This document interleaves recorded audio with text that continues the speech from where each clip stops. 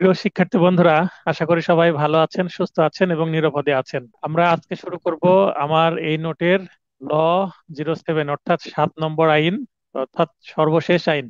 আমার নোটের সিরিয়াল অনুসারে শেষ আইন রেখেছি আমি, দ্য এভিডেন্স অ্যাক্ট 1872, 1872 সালের সাক্ষ্য আইন।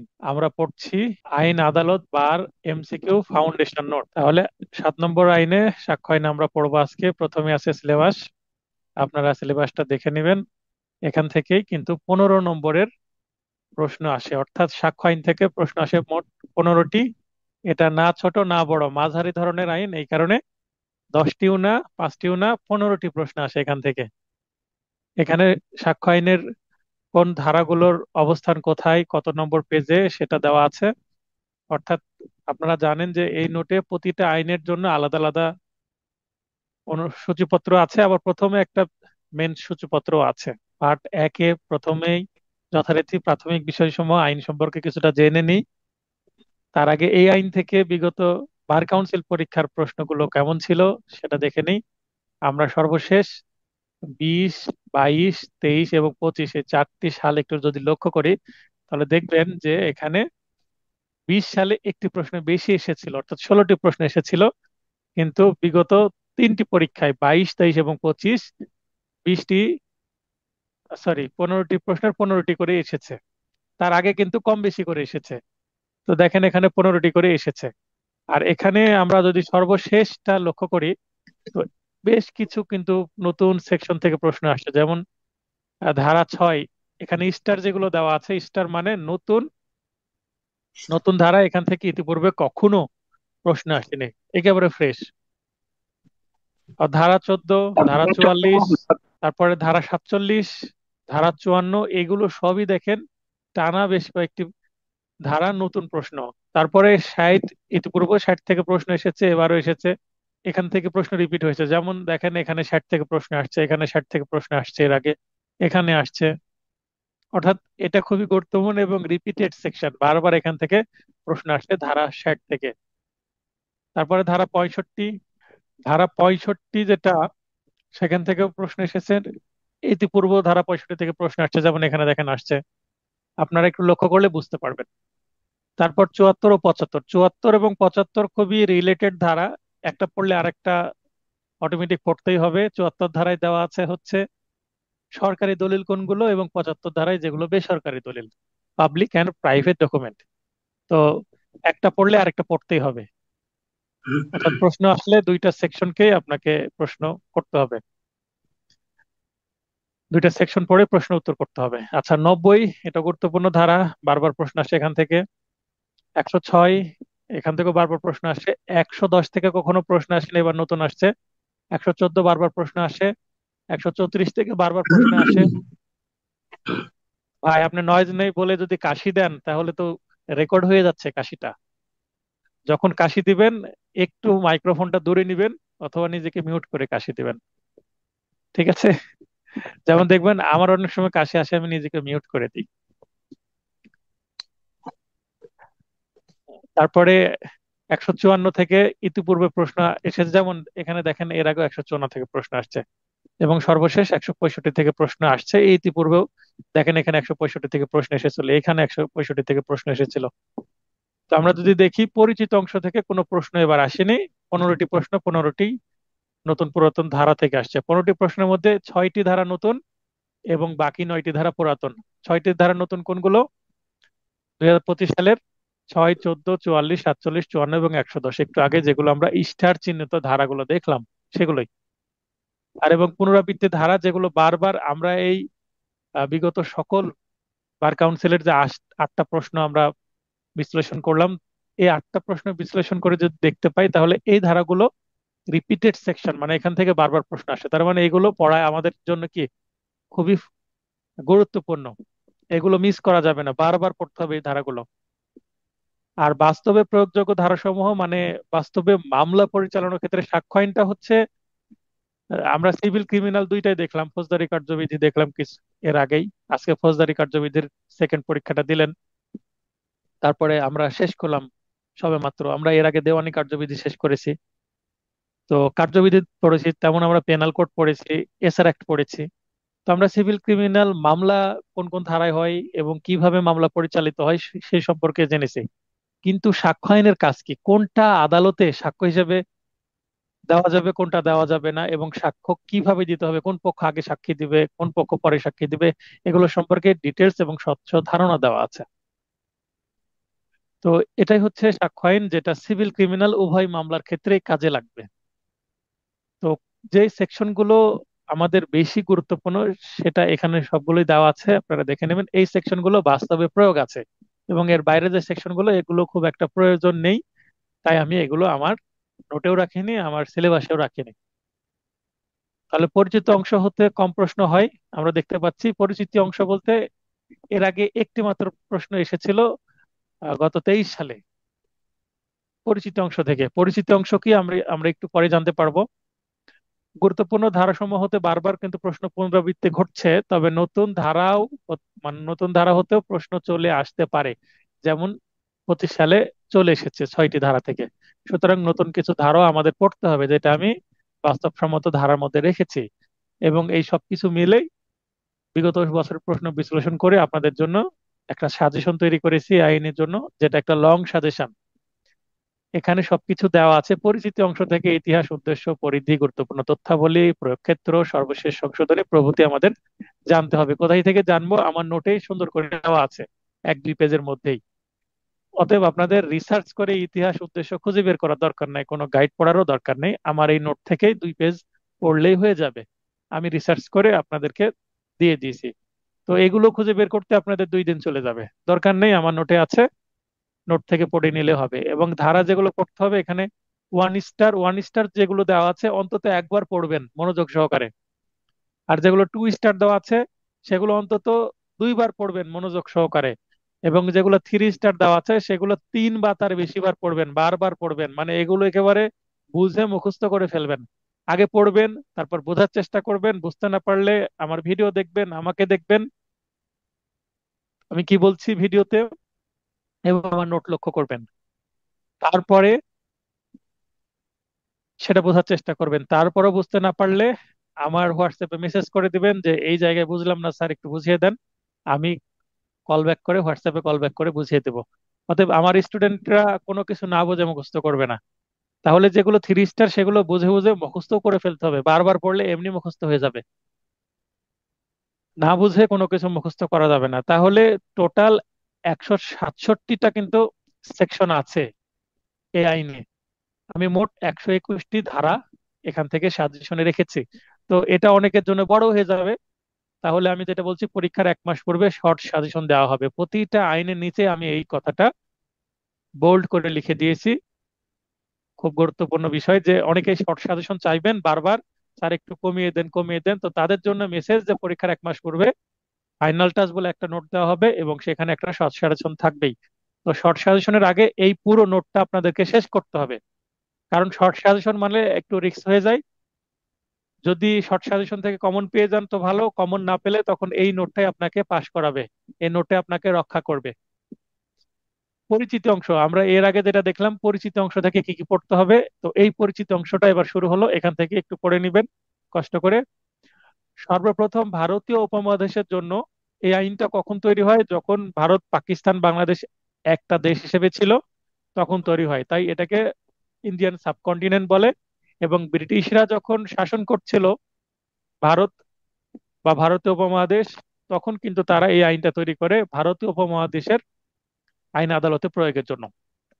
সাক্ষ্য আইনের খসড়া বা ড্রাফট প্রস্তুত হয় 1850। এখানে আমি কিছু নোটে বা ইন্টারনেট ঘেটে দেখেছি, এক জায়গায় লিখেছে 1850 এবং আরেক জায়গায় লিখেছে 1868 সাল, মানে যে কোনো একটা উত্তর হবে। অপশনে যদি 1850 থেকে 1850 দিবেন, যদি 1850 না থাকে 1868 দিবেন। ইন কেস যদি দুইটি অপশনে থাকে তাহলে 1850 দিবেন উত্তর। এবং এই খসড়াটা কে তৈরি করেন, স্যার হেনরি সামারম্যান। সাক্ষ্য আইনের খসড়া তৈরি করেন স্যার হেনরি সামারম্যান। এবং বর্তমান বলবৎ সাক্ষ্য আইনের খসড়া বা ড্রাফট প্রস্তুতকারী, তার মানে সর্বপ্রথম আরো একটি সাক্ষ্য আইন ছিল যেটা 1850 সালের দিকে সেটার খসড়া স্যার হেনরি সামারম্যান তৈরি করেন, যেটা সর্বপ্রথম সাক্ষ্য আইন ছিল, এভিডেন্স অ্যাক্ট। কিন্তু বর্তমানে আমরা যে সাক্ষ্য আইনটা পড়ছি বা পড়বো আজকে, এবং আপনারা এর আগেও পড়েছেন নিশ্চয়ই, তো এই 1872 সালের সাক্ষ্য আইনটা কিন্তু খসড়া বা ড্রাফট রেডি করেছেন ব্রিটিশ আইনবেত্তা, তার মানে তিনি একজন ইউকের একজন আইন বিশেষজ্ঞ বা আইনবেত্তা বলা হয় সংক্ষেপে, স্যার জেমস। এখানে দেখেন নামের উচ্চারণ কয়েকটা আছে, ফিজেমস অথবা ফিটস জেমস স্টিফেন। তো এটা উচ্চারণ হতে পারে, ব্র্যাকেটটা উচ্চারণ হতে পারে, লক্ষ্য করবেন। জেমস স্টিফেন সংক্ষেপে, হ্যাঁ, জেমস স্টিফেন। ওপরে যেটা লেখা থাকলো একই বিষয়, একই ব্যক্তি। তো জেমস স্টিফেন হচ্ছে খসড়া বা ড্রাফট প্রস্তুতের দায়িত্ব পান ব্রিটিশ পার্লামেন্ট কর্তৃক, মানে ব্রিটিশ পার্লামেন্ট এই ব্যক্তিকে সাক্ষ্য আইনের খসড়া তৈরি করতে দেন 1871 সালে। এবং এই খসড়াটি পাশ হয় 15ই মার্চ 1872 সালে। তার মানে তার খসড়া দায়িত্ব দেওয়ার 1 বছর পরে তিনি এটা রেডি করে ফেলেন, এবং সাক্ষ্য আইন 1872 সাল কার্যকর হয় 1লা সেপ্টেম্বর 1872-এ। তাহলে আইনটা খসড়ার জন্য 71 সালে দায়িত্ব পান, 72 সালের 15ই মার্চে এই আইনটা পাশ হয় বা প্রকাশিত হয়, এবং এটা কার্যকর হয় 1লা সেপ্টেম্বর। তারিখগুলো মনে রাখবেন, অনেক সময় তারিখ থেকে ভাইভাতে বা এমসিকিউ প্রশ্ন চলে আসে। সাক্ষ্য আইন 1872 সালের 1 নম্বর আইন। পেনাল কোড হচ্ছে 1860 সালের 45 নম্বর আইন। আর এটা হচ্ছে 1 নম্বর আইন, প্রথম আইন এটা ওই সালের। কারণ 1 সালে তো অনেকগুলো আইন তৈরি হয়। সাক্ষ্য আইনের শুরুতে প্রস্তাবনা আছে, মোট খণ্ড বা এখানে চ্যাপ্টার আছে হচ্ছে 3টি, আর মোট অধ্যায় আছে 11টি। মোট খণ্ড বা ভলিউম, মোট খণ্ড বা ভলিউম আছে 3টি, এবং মোট অধ্যায় বা চ্যাপ্টার আছে 11টি, এবং মোট ধারা 167টি। অনেক সময় মাঝখানে ধারা যুক্ত করলেও এই যে 167টি, এই সংখ্যা অপরিবর্তিত থাকবে যতক্ষণ না 1872 সালের সাক্ষ্য আইন বাতিল করে আইন নিয়ে আসা হচ্ছে। কোনো আইন শুরুতে যে সর্বমোট ধারার সংখ্যা, ওই সর্বমোট ধারার সংখ্যাটাই আমাদের বিবেচনা করতে হয়। মাঝখানে যদি ধারা হয় তাহলে এ বি সি ডি এভাবে আসে। কিছু ধারা যদি বাতিলও হয়ে যায় তারপরেও কিন্তু মোট ধারার সংখ্যা অপরিবর্তিত আছে বলে ধরে নিতে হয়। প্রথম খণ্ড, এখানে খুবই গুরুত্বপূর্ণ বক্তব্য, এটা মনে রাখার চেষ্টা করবেন। মৌখিক পেশ করা হচ্ছে সাক্ষ্য আইনে, কি প্রমাণ করতে হবে, যেটা 1 থেকে 55 পর্যন্ত, এই ধারাগুলোতে শুধু এই প্রশ্নের উত্তর আমাদের খুঁজতে হবে যে কি প্রমাণ করতে হবে, একটা মামলায় কি প্রমাণ করতে হবে। এই প্রশ্নের উত্তর দিবে হচ্ছে 1 থেকে ধারা 155। দ্বিতীয় খণ্ডে কি ধরনের প্রমাণ দিতে হবে, এটা হচ্ছে 56 থেকে 100 ধারা পর্যন্ত এই খণ্ডে এই প্রশ্নগুলোর উত্তর পাওয়া যাবে। এবং তৃতীয় খণ্ড, কার দ্বারা এবং কি পদ্ধতিতে প্রমাণ উপস্থাপনা করতে হবে, 101 থেকে 167। এই 3টা খণ্ড বা ভলিউমে সাজানো আছে। আমি এই 3টা প্রশ্ন মাথায় বেসিক ধরে রাখতে হবে। কি প্রমাণ করতে হবে, কি ধরনের প্রমাণ দিতে হবে, এবং কার দ্বারা, মানে কার দ্বারা মানে সাক্ষী কে হবে বা কে প্রমাণ দিবে, এবং কি পদ্ধতিতে। আমরা এর আগে দেওয়ানি কার্যবিধি, ফৌজদারি কার্যবিধিতে মামলা পরিচালনার পদ্ধতি দেখেছি, আর এখানে সাক্ষ্য উপস্থাপনের পদ্ধতি দেখব। সাক্ষ্য আইনি সেটার জন্যই দেয়। আচ্ছা, যখন এই জেমস স্টিফেন এই সাক্ষ্য আইনের খসড়া তৈরি করেন, ওই সময় কিন্তু আমাদের ভারতীয় উপমহাদেশে কি ছিল না, এই আইনজীবী বা অ্যাডভোকেট এই পেশার জন্মই হয়নি। যখন এই সাক্ষ্য আইন তৈরি করেন তখন জেমস স্টিফেন ভবিষ্যৎবাণী করেছিলেন যে আমি এমন একটা আইন তৈরি করলাম, এই আইনটা বোঝা মানে সাধারণ মানুষের পক্ষে সম্ভব না। যেহেতু সাধারণ মানুষ এটা বুঝে আদালতে বা বিচারকের সামনে বক্তব্য পেশ করতে পারবে না, তাই জাস্ট এই আইনটা যারা বুঝবে তারা আইনজীবী বা অ্যাডভোকেট হিসাবে একটা পেশার সৃষ্টি হয়ে যাবে। এবং এই জাস্ট এই আইনের পরামর্শ দিয়ে এবং আদালতে কোনো ব্যক্তির পক্ষে মামলা পরিচালনার জন্য একটা পেশার সৃষ্টি হবে আইনজীবী হিসাবে। তো এই বক্তব্যটা দেওয়ার অর্থ হচ্ছে এই সাক্ষ্য আইনটা যদি আপনি ধরতে পারেন এই তিনটা প্রশ্নের উত্তর কিভাবে আসছে, তাহলে আপনার কাছে কিছুটা সহজ মনে হতে পারে। তাছাড়া কিন্তু সাক্ষ্য আইন মোটামুটি জটিল একটি আইন, যেটা বুঝতে পারাটা কঠিন। তবে আমি চেষ্টা করেছি আমার নোটে সহজভাবে তাহলে তো উপস্থাপন স্যার করার। তাহলে তো স্যার একজন মানে অ্যাডভোকেট হিসেবে জেমস স্টিফেনের নামটা বেশি বেশি মনে রাখতে হবে, যেহেতু ওনার কারণেই অ্যাডভোকেট সৃষ্টি আর কি। হ্যাঁ, সেটা অবশ্যই, কারণ ওনার কারণেই এই প্রেশার সৃষ্টি হয়েছে। এই আইনটা যদি সহজভাবে উপস্থাপন করতে পারতেন উনি, এখন হয়তোবা করা যেত কিনা তার বিষয়। 1 বছর সময় পেয়েছেন, করেছেন, এবং তিনি এই বক্তব্য পেশ করেছেন। কারণ কিছু কিছু বিষয় আপনি যদি সাক্ষ্য আইন পড়েন, মানে আমার কাছে সাক্ষ্য আইন সবচেয়ে জটিল আইন মনে হয়েছে 7টা আইনের মধ্যে, এই 7টা আইনের মধ্যে। কারণ উপস্থাপনাটা এরকম, আপনি ধরতে পারবেন না অনেক কিছু, এবং যিনি সাক্ষ্য আইন যত ভালো বুঝবেন তিনি তত ভালো আইনজীবী হতে পারবেন। সাক্ষ্য আইন যদি না বোঝেন, মামলায় কিন্তু জিতা সম্ভব না। আজকে আজকে একটি মামলায় আমি বাদী পক্ষে আছি, সিআর মামলায়। অপর পক্ষ ছিল আসামি পক্ষে। তো আজকে চার্জের জন্য ছিল ডেট। অপরপক্ষ ডিসচার্জ বা অব্যাহতি দরখাস্ত দিয়েছে 200, ফৌজদারি কার্যবিধি 241 ধারা মতে আমরা পড়িয়েছি। আমি পড়িয়েছি আপনাদেরকে কিছুদিন আগে। তো সেখানে উনি 10 মিনিটের বেশি বক্তব্য দিলেন, একজন সিনিয়র আইনজীবী। তো আমি জাস্ট ওনার যে পিটিশন বা দরখাস্তের 2 নম্বর পয়েন্ট এবং একটা চুক্তি আছে, এই চুক্তির দ্বিতীয় পাতার দুইটা বক্তব্যের সাংঘর্ষিকতা শুধু বুঝিয়ে দিলাম। তার মানে ওনাদের চুক্তিতে যা আছে, এবং ওনারাই চুক্তিটা তৈরি করেছেন, চুক্তিপত্রের দ্বিতীয় পাতায় বেসিক দুইটা শর্ত আছে। সেই শর্তর এক কথা বলা আছে, এবং উনি পিটিশনে 2 নম্বর পয়েন্টে আরেক কথা বলছেন। আমি এটার কাউন্টার দেওয়ার জন্য 6টা পয়েন্ট রেডি করেছিলাম, কিন্তু একটা পয়েন্ট বলাতেই আমার পক্ষে আদেশ চলে আসছে। এখন আমার মক্কেল বের হয়ে আমাকে বলছে যে স্যার, ওনারা 10 মিনিট কথা বললেন, আপনি তো 30 সেকেন্ডও কথা বললেন না। তো আমি বললাম যে আমার পক্ষেই তোর আদেশ আসলো, নামঞ্জুর হয়ে গেল। তো বললো ঠিক আছে, কিন্তু আরেকটু যদি বলতেন, আমার কাগজপত্র যদি দেখাতেন। আমি দরকার নাই তো, কাগজপত্র আগামী দিন সাক্ষী যখন দিবেন তখন আপনি পেশ করবেন, এখন দরকার নাই। তো এটা আমি কেন পারছি, আপনাদের পড়াতে পড়াতে সাক্ষ্য আইনটা মোটামুটি আমি বোধগম্য হয়ে গেছি। অনেক ভালো বুঝি তাও বলবো না, কারণ আইন যত পড়বেন, যতবার পড়বেন, তত আরো গভীরে যাবেন, তত ভালো বুঝতে পারবেন। অনেকটা মনে করেন যে মাইক্রোস্কোপ বা আণুবীক্ষণিক যন্ত্র আছে, আপনি যত ভালো মানের মাইক্রোস্কোপ দিয়ে দেখবেন কোনো কিছু, তত গভীরে স্পষ্টভাবে দেখতে পারবেন। জুম বেশি যত করা যাবে, তত গভীরে দেখা যাবে।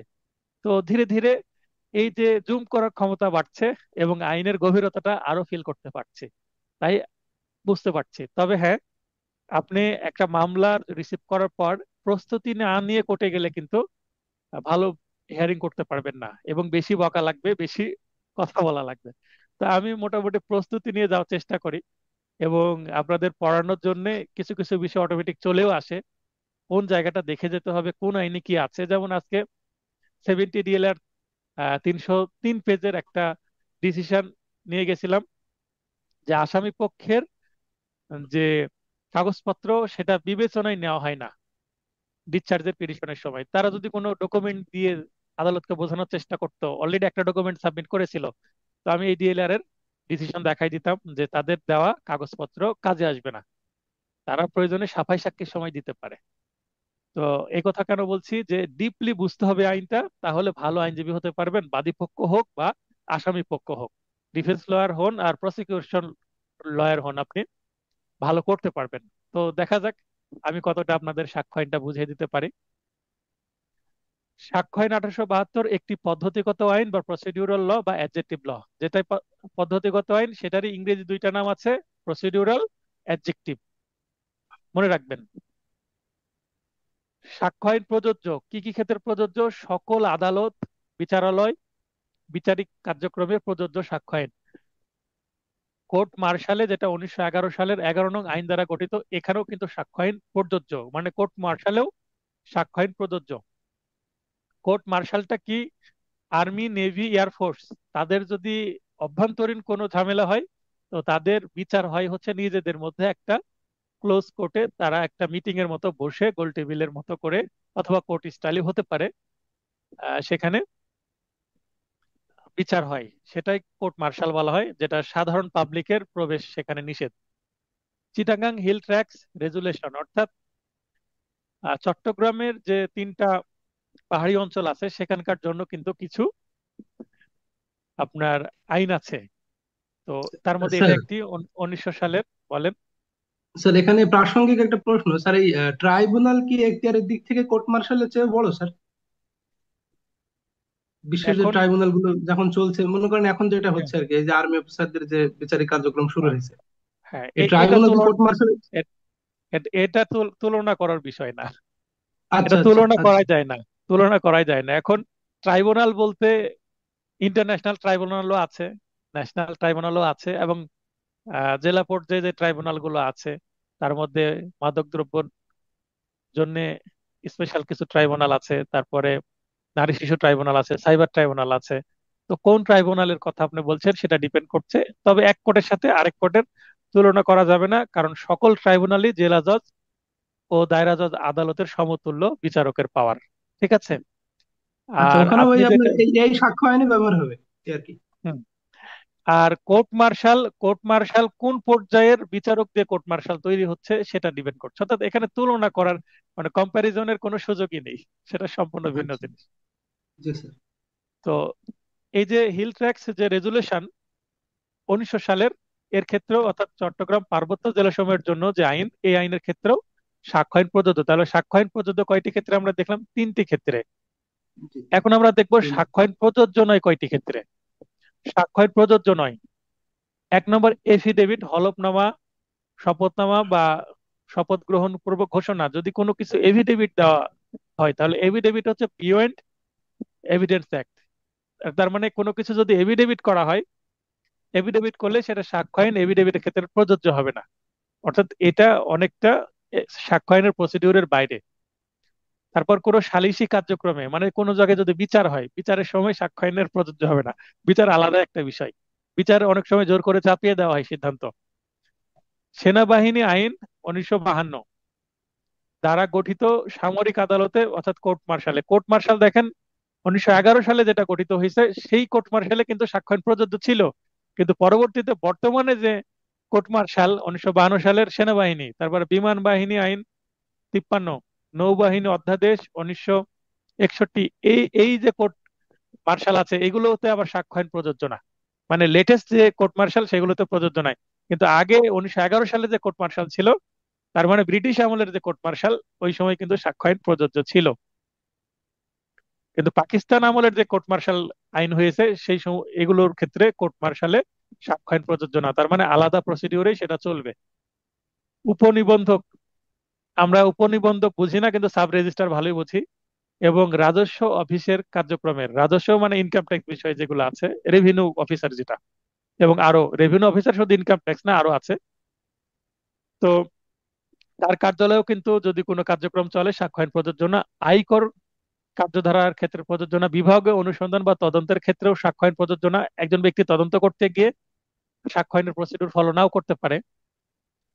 প্রশাসনিক ট্রাইব্যুনাল, প্রশাসনিক ট্রাইব্যুনাল বলতে কোনো সরকারি কর্মকর্তা বা কর্মচারী তিনি যদি তার দায়িত্ব পালন করে কোনো দুর্নীতি করেন বা কোনো অপরাধ করেন, সেই ক্ষেত্রে তাদের মানে অভ্যন্তরীণ যে বিচার, বিভাগীয় মামলা বলা হয়, সেক্ষেত্রে প্রশাসনিক ট্রাইব্যুনালে যে মামলা হবে এই মামলার বিচার কিন্তু সাক্ষ্য আইন প্রযোজ্য হবে না, মানে আলাদাভাবেই হবে সেটা।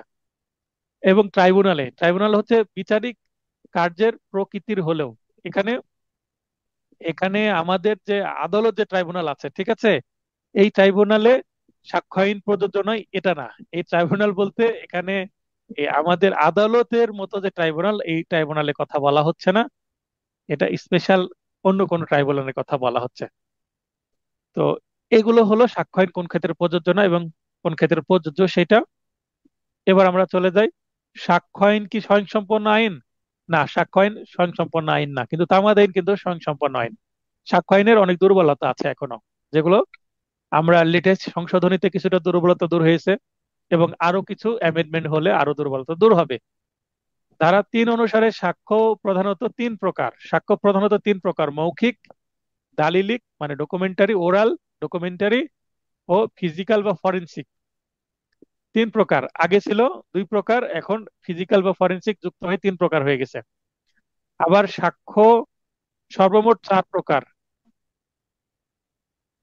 প্রত্যক্ষ বা পরোক্ষ, ডিরেক্ট অর সার্কামস্ট্যান্সিয়াল, প্রাথমিক বা গৌণ, প্রাইমারি অর সেকেন্ডারি, মৌখিক বা দালিলিক, ওরাল অর ডকুমেন্টারি, মৌলিক বা জনশ্রুতিমূলক, অরিজিনাল অর হেয়ারসে। মানে একজন শুনে তার বক্তব্য যদি আরেকজন পেশ করে, যে হ্যাঁ আমার বাবার মুখে শুনে আমি এটা সাক্ষ্য দিতে আসছি, সেটাকে বলে হেয়ারসে, মানে শোনা কথা বলা, জনশ্রুতিমূলক। মানে যে নিজে কোনো কিছু শোনেনি দেখেনি, সে যদি সাক্ষ্য দিতে আসে এটাকে হেয়ারসে এভিডেন্স বলে। আর যদি যে নিজে যা দেখেছে, মানে আই উইটনেস, নিজে যা দেখেছে সে যদি সেটা বলতে আসে, সেটাকে অরিজিনাল বা ডিরেক্ট বলা হবে। এভিডেন্স শব্দটির উৎপত্তি কোথা থেকে এসেছে, মানে origin, Latin word evident or evidentia. Evidence শব্দটির অর্থ হচ্ছে obvious to the eye or mind, মানে চোখ অথবা মনির কাছে স্পষ্ট মনে হয়। এই এটাকেই বলা হচ্ছে এভিডেন্স বা সাক্ষ্য। এগুলো কিন্তু সাক্ষ্য আইনের কোথাও নাই, এটা রিসার্চ করে ইন্টারনেট এবং অন্যান্য জায়গা থেকে নেওয়া, এবং আমার কাছে সাক্ষ্য আইনের যে মোটা বই আছে সেখান থেকে পাওয়া।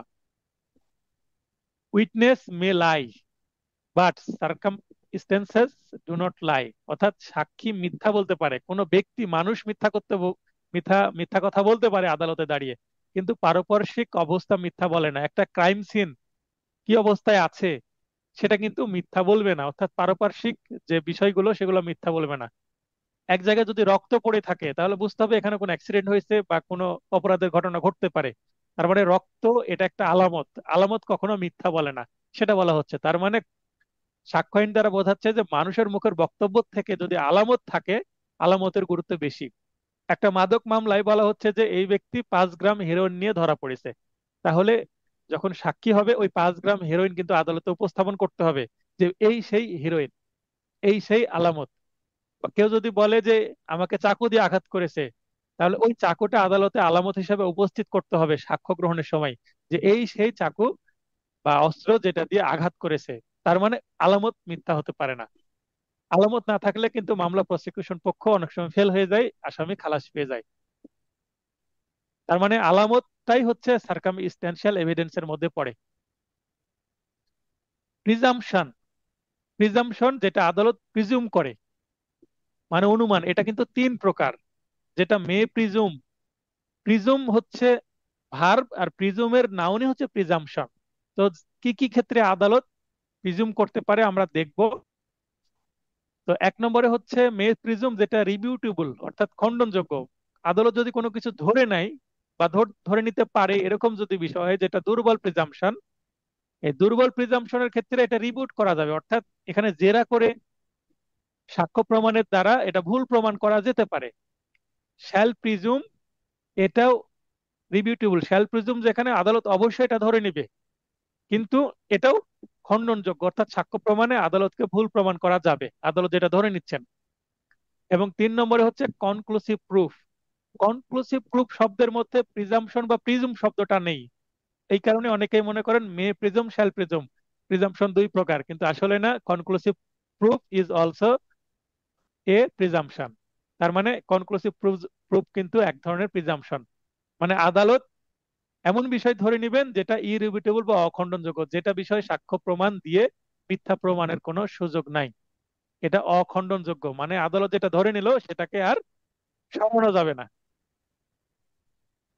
এই 3 প্রকারের প্রিজাম্পশন আমরা দেখতে চলেছি সাক্ষ্য আইনে।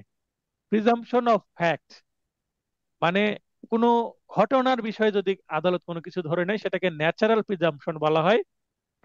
প্রিজাম্পশন অফ ফ্যাক্টকেই ন্যাচারাল প্রিজাম্পশন অপর নাম। তো প্রিজাম্পশন অফ ফ্যাক্ট, ফ্যাক্ট আমরা পাবো হচ্ছে যেটা রিপিটেবল, ধারা 86, 88 এবং 90, এই 3টা ধারাতে আমরা পাবো। আমরা আজকে না, পরবর্তী কোনো ক্লাসে পড়বো, রুটিন দেখে নেবেন। প্রিজাম্পশন অফ ল, যেটাকে আর্টিফিশিয়াল প্রিজাম্পশন বলা হচ্ছে। আচ্ছা, প্রিজাম্পশন অফ ল কে আর্টিফিশিয়াল প্রিজাম্পশন বলার কারণ হচ্ছে আইন তো মানুষ তৈরি করছে, তাই নয় কি? আইন সৃষ্টি করছে মানুষ, আর মানুষ যেটা সৃষ্টি করে সেটা কি আর্টিফিশিয়াল বিষয়, আর ঘটনা তো ন্যাচারালি হয়। তো এই কারণে যেহেতু আইন সৃষ্টি করেছে মানুষ, তাই এটাকে আর্টিফিশিয়াল প্রিজাম্পশন বলা হচ্ছে। রিপিউটেবল আর্টিফিশিয়াল প্রিজাম্পশন বা প্রিজাম্পশন অফ ল আছে হচ্ছে 79 থেকে টানা 85 পর্যন্ত। 89, 105, 7 থেকে 111 পর্যন্ত। এবং এর মধ্যে দুইটা ইরিবিউটেবল সেকশন আছে, 41 এবং 112। তো এগুলো আপনাদের আগেই ধারণা দিয়ে দিলাম। এই জিনিসগুলো সংশ্লিষ্ট ধারা উল্লেখ করে দিয়েছি, প্রয়োজনে ক্লাস শেষে ক্রস চেক করে নিতে পারেন ওই ধারাগুলোতে কি বলছে। অথবা ওই ধারাগুলো যখন আমরা পড়ে নিব, পড়ে নেওয়ার পরে আমার যখন ক্লাস শেষ হবে তখন তো আপনারা রিভিশন করবেন। যেমন আমি পরীক্ষা নিব আপনাদের যখন, মেবি 21 তারিখে পরীক্ষার ডেট রাখলাম এই সাবজেক্টের, 21 তারিখে পরীক্ষা দেওয়ার সময় তো আপনি এগুলো রিভিশন করবেন, তখন এগুলো মিলিয়ে নেবেন এবং আমার ভিডিও দেখে সেগুলো বোঝার চেষ্টা করবেন। এরপরে দেখেন, ফৌজদারি মামলা ও দেওয়ানি মামলার ক্ষেত্রে সাক্ষ্য আইনের প্রয়োগের তুলনা, অর্থাৎ দেওয়ানি এবং ফৌজদারি উভয় মামলাই তো, সিভিল ক্রিমিনাল উভয় মামলাতে এই এভিডেন্স অ্যাক্ট কাজে লাগে, কিন্তু কিছুটা প্রয়োগের ক্ষেত্রে ভিন্নতা আছে। কেমন?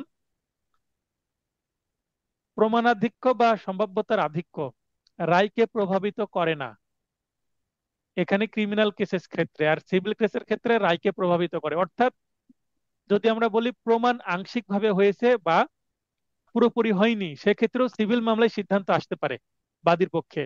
কিন্তু ক্রিমিনাল মামলায় যদি বাদী পুরোপুরি ভাবে একেবারে বিয়ন্ড ডাউট, মানে সন্দেহের উপরে গিয়ে সম্পূর্ণভাবে যদি মামলা প্রমাণ করতে ব্যর্থ হয়, সামান্য মনে করেন 99% মামলা প্রমাণ করেছে, 1% প্রমাণ হয়নি, তাও এখানে আসামি খালাস পাবে ক্রিমিনাল মামলায়। তার মানে রায়কে প্রভাবিত করে না প্রমাণাধিক্য, এখানে 100% প্রমাণ করতে হয়।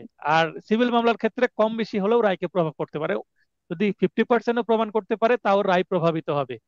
আর এখানে ক্রিমিনাল মামলায় রায় প্রভাবিত হবে না, মানে 100%ই প্রমাণ করতে হবে।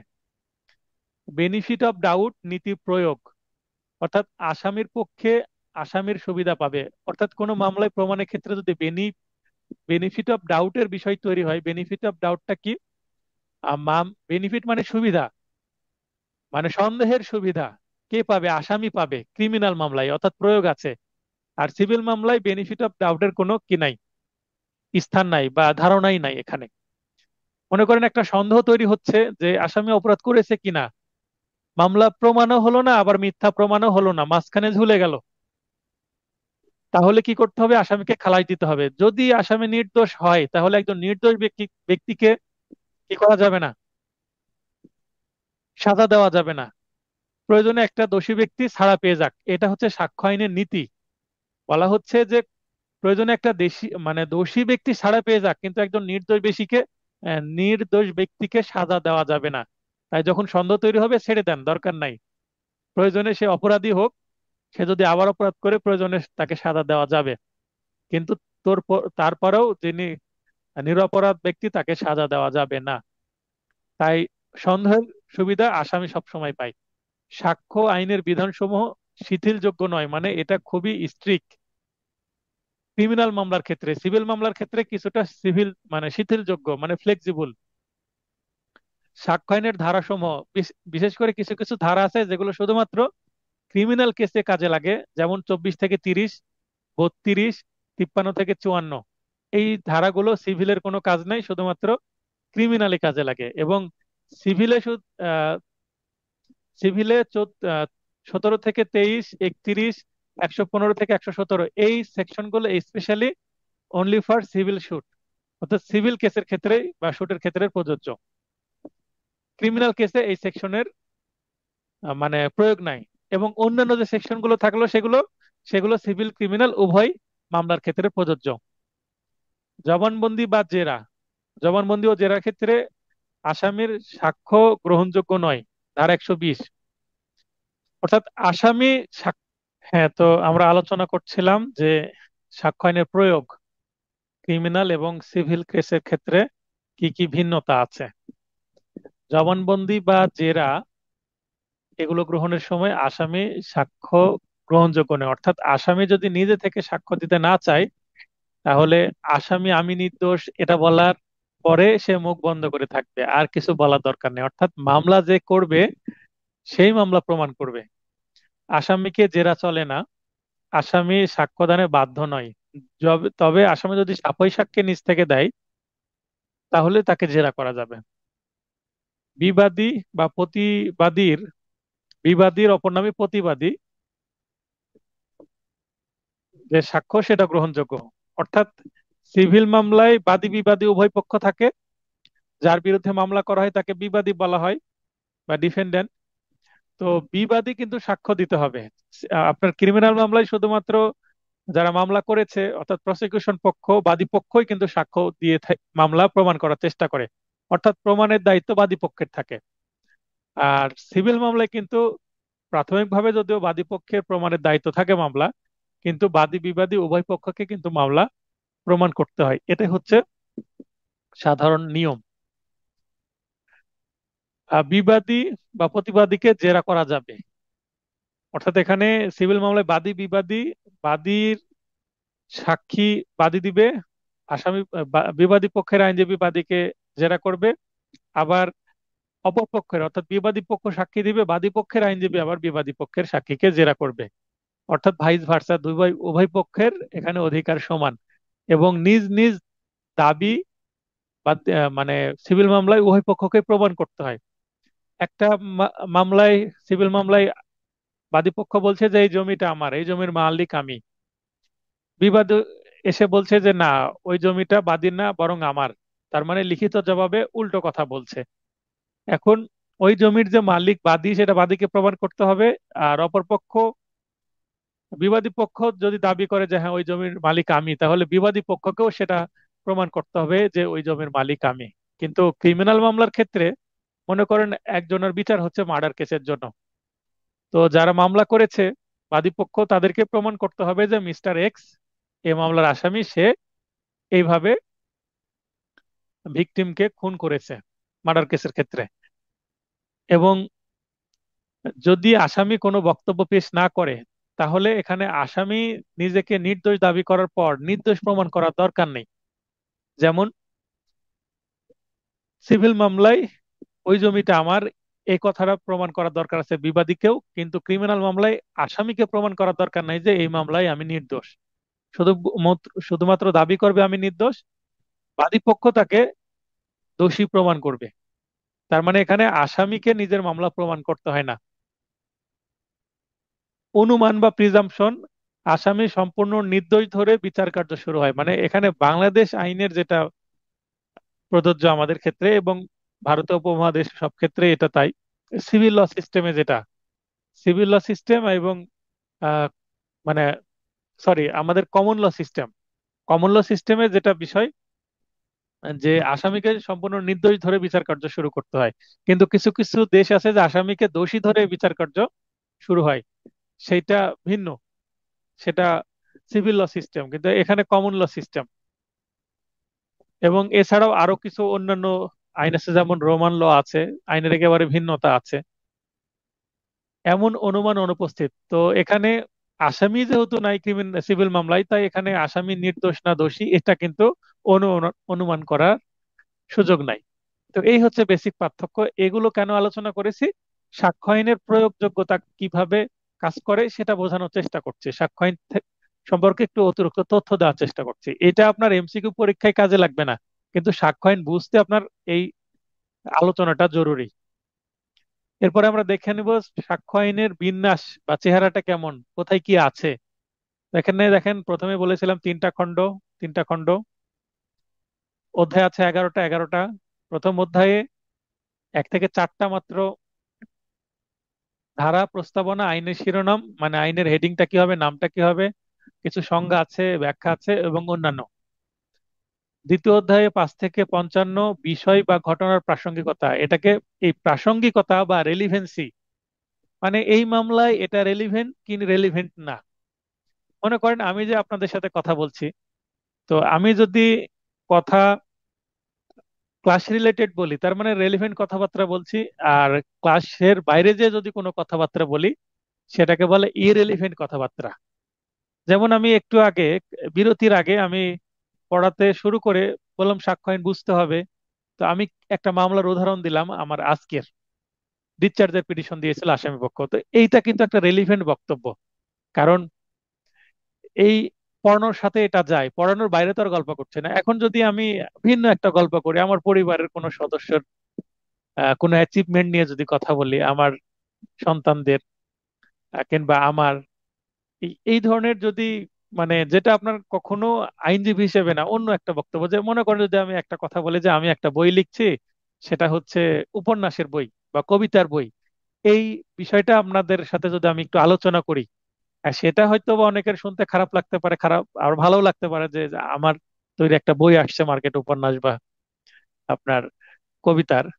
তো এটা আসলে উদাহরণ দিলাম, আসলে কোনো এই মুহূর্তে আসছে না, ভবিষ্যতে আসতে পারে। তো এই যে আলোচনাটুকু, এটা কিন্তু অপ্রাসঙ্গিক। তার মানে আমি পড়াচ্ছি সাক্ষ্যায়ন, কোথায় আমার কবিতার বই নিয়ে গল্প শুরু করে দিয়েছি। তো এটা অপ্রাসঙ্গিক। তো এটা কিভাবে আদালতে কাজে লাগবে? মনে করেন একটা বিচার হচ্ছে যে মিস্টার রহিম তার স্ত্রীর কাছ থেকে বা স্ত্রীর পরিবারের কাছ থেকে যৌতুক চেয়েছে কিনা, যৌতুকের মামলা হচ্ছে। এখন যদি কেউ যদি বক্তব্য যে স্যারের বংশ এরকম, এর ভাইয়ের এরকম স্বভাব ছিল, এর ভাইয়েরও একটা মামলা ছিল এবং ওই মামলায় আসামির সাজা হয়, তাহলে ভাই, আরেক ভাই, এখানে ক্রিমিনাল বিষয় কিন্তু একজন অপরাধ করলে আরেকজনের উপরে বর্তায় না। তো রহিমের ভাই করিম বড়, এখন করিম যদি একটা যৌতুকের মামলায় 1 বছরের সাজা প্রাপ্ত হয়, তো সেটা রহিমের ক্ষেত্রে কোনো কাজে লাগবে না এবং সেটা প্রাসঙ্গিক না। যদি আমি এটা বোঝানোর চেষ্টা করি এরা বংশীয় ভাবে এরকম যে শুধুমাত্র বিয়ে করে শ্বশুরের কাছ থেকে যৌতুক চাই, এর বড় ভাইও চেয়েছিল, তো এই বক্তব্য আদালতে যদি বাদীপক্ষ তুলে তাহলে এটা অপ্রাসঙ্গিক। আমার এই আসামি কি কি করেছে, অর্থাৎ যদি ওই মামলায় যদি আমি আসামি পক্ষ হয়ে বলবো যে your honour I objection, I object, দেখবেন এই কথাবার্তা অনেক সময় সিনেমাতে নাটকে দেখবেন যে যদি এটা মেনে নিতে চাই না, আই অবজেক্ট, বাধা দেয়, মানে আমি এখানে আপত্তি উত্থাপন করছি। কেন? এটা অপ্রাসঙ্গিক কথা। আমার মক্কেল কি করেছে সেটা দেখেন, আমার মক্কেলের পরিবার কি করেছে সেটা বিষয় না। আবার যদি এটা বলি যে এই আসামি যে এই আসামি এর আগেও একটি মামলাতে তার আগের স্ত্রী ছিল এবং ওই স্ত্রীর কাছ থেকেও যৌতুক চেয়েছিল এবং তার নামে মামলা হয়েছিল এবং ওই মামলায় আসামির কি হয়েছে, 1 বছরের জেল হয়েছে, এই একই আসামির। তাহলে মিস্টার রহিম আসামি, আগের মামলাতেও একই ধরনের মামলাতে সাজা প্রাপ্ত হয়েছে, এটা প্রাসঙ্গিক।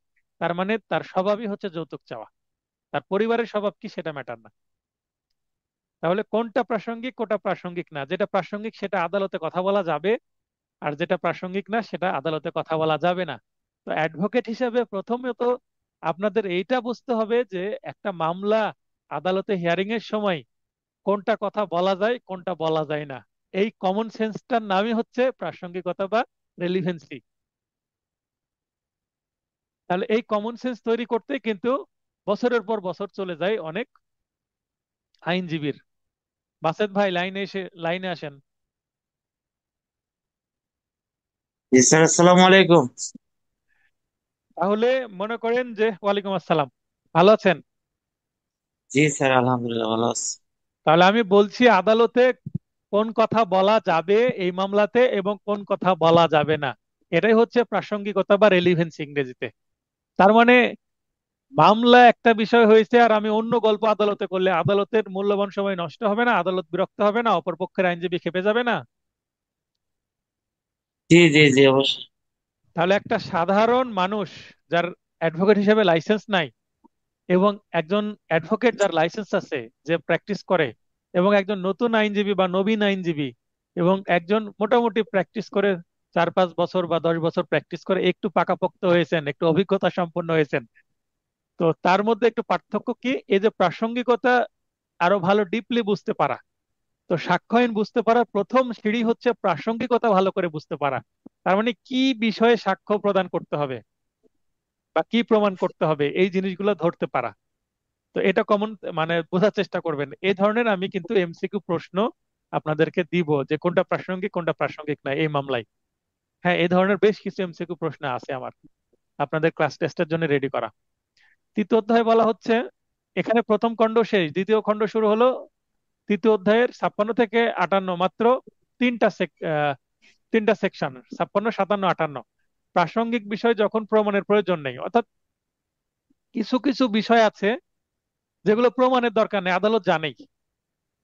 সপ্তাহে কত দিন বাসেত ভাই বলেন? 7 দিন।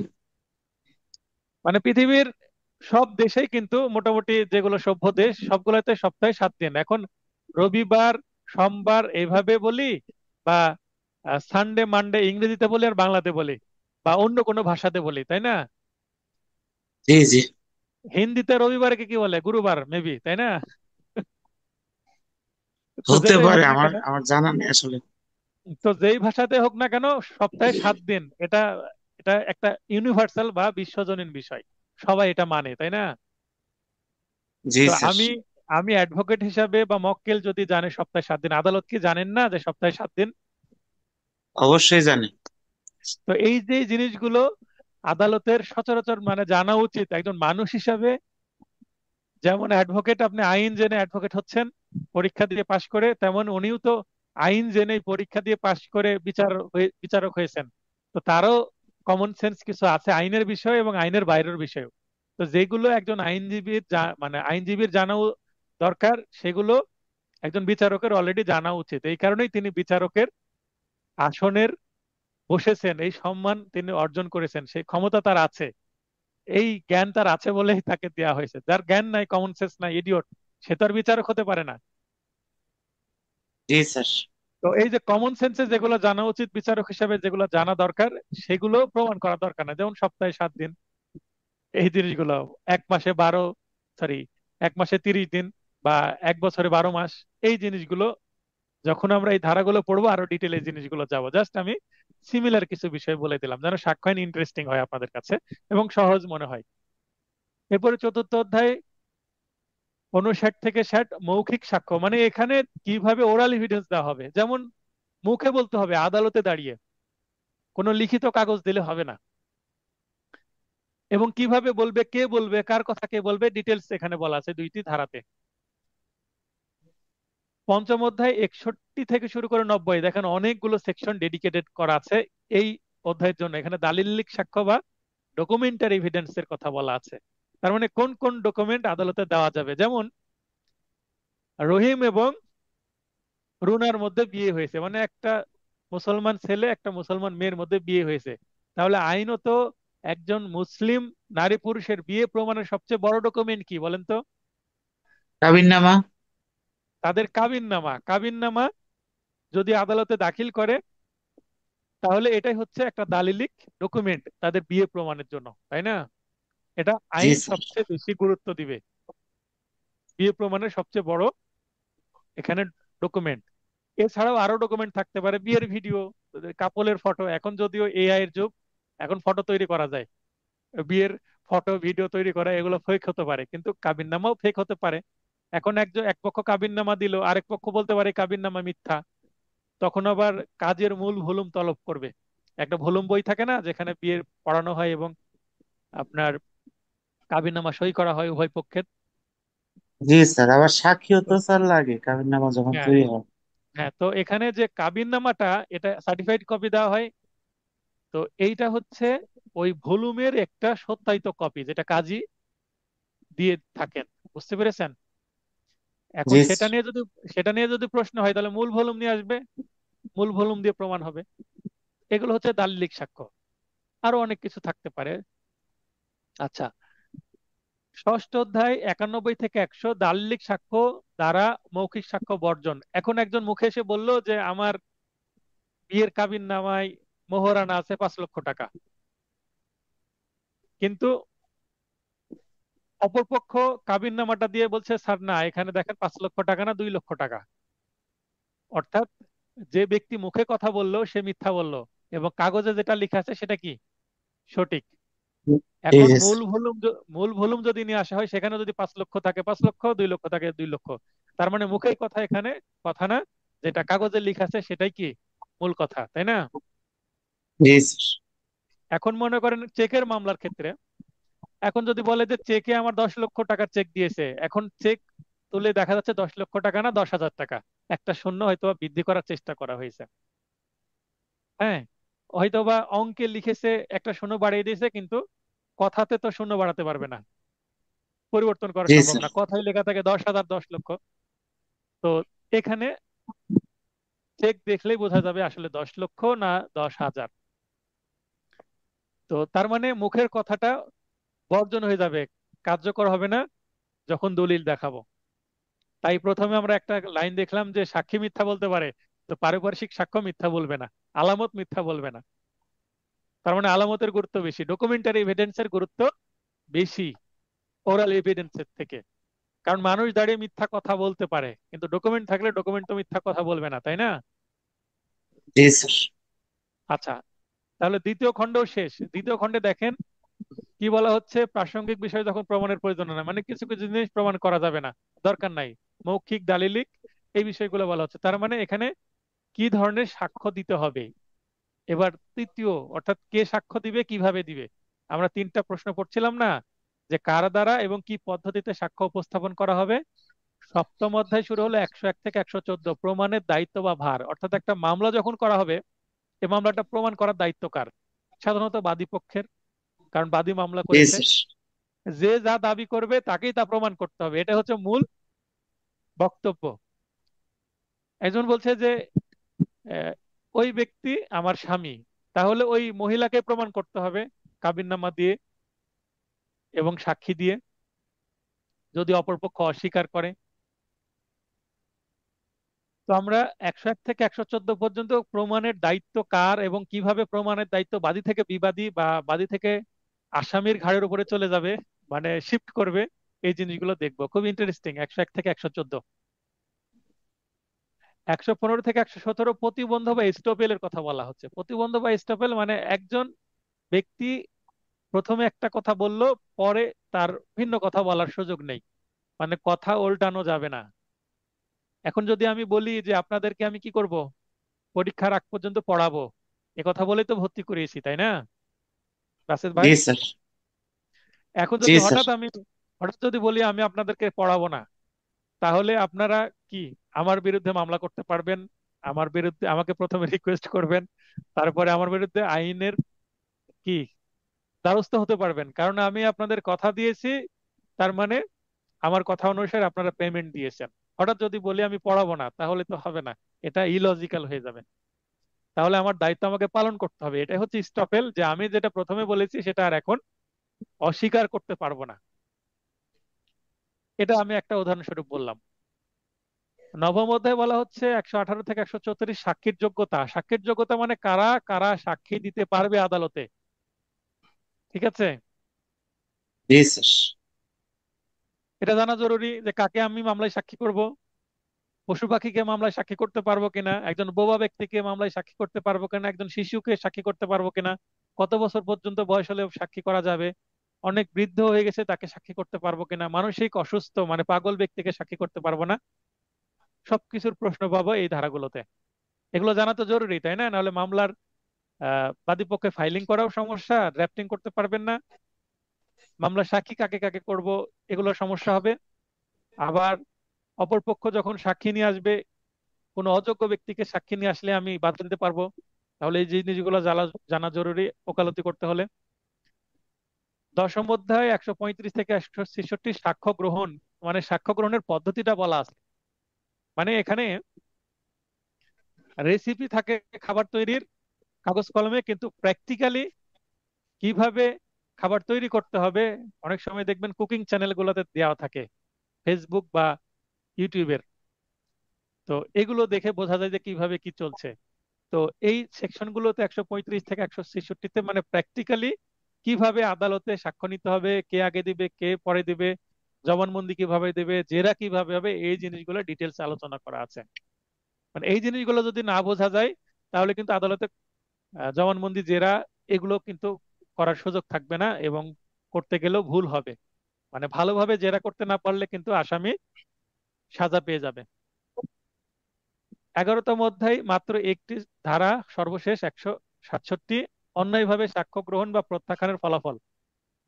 আদালত যদি বলে যে এই সাক্ষ্য নিব না, কিন্তু বাদীপক্ষ সাক্ষ্য দিতে চাচ্ছে, তাহলে এটার ফলাফল কি হবে?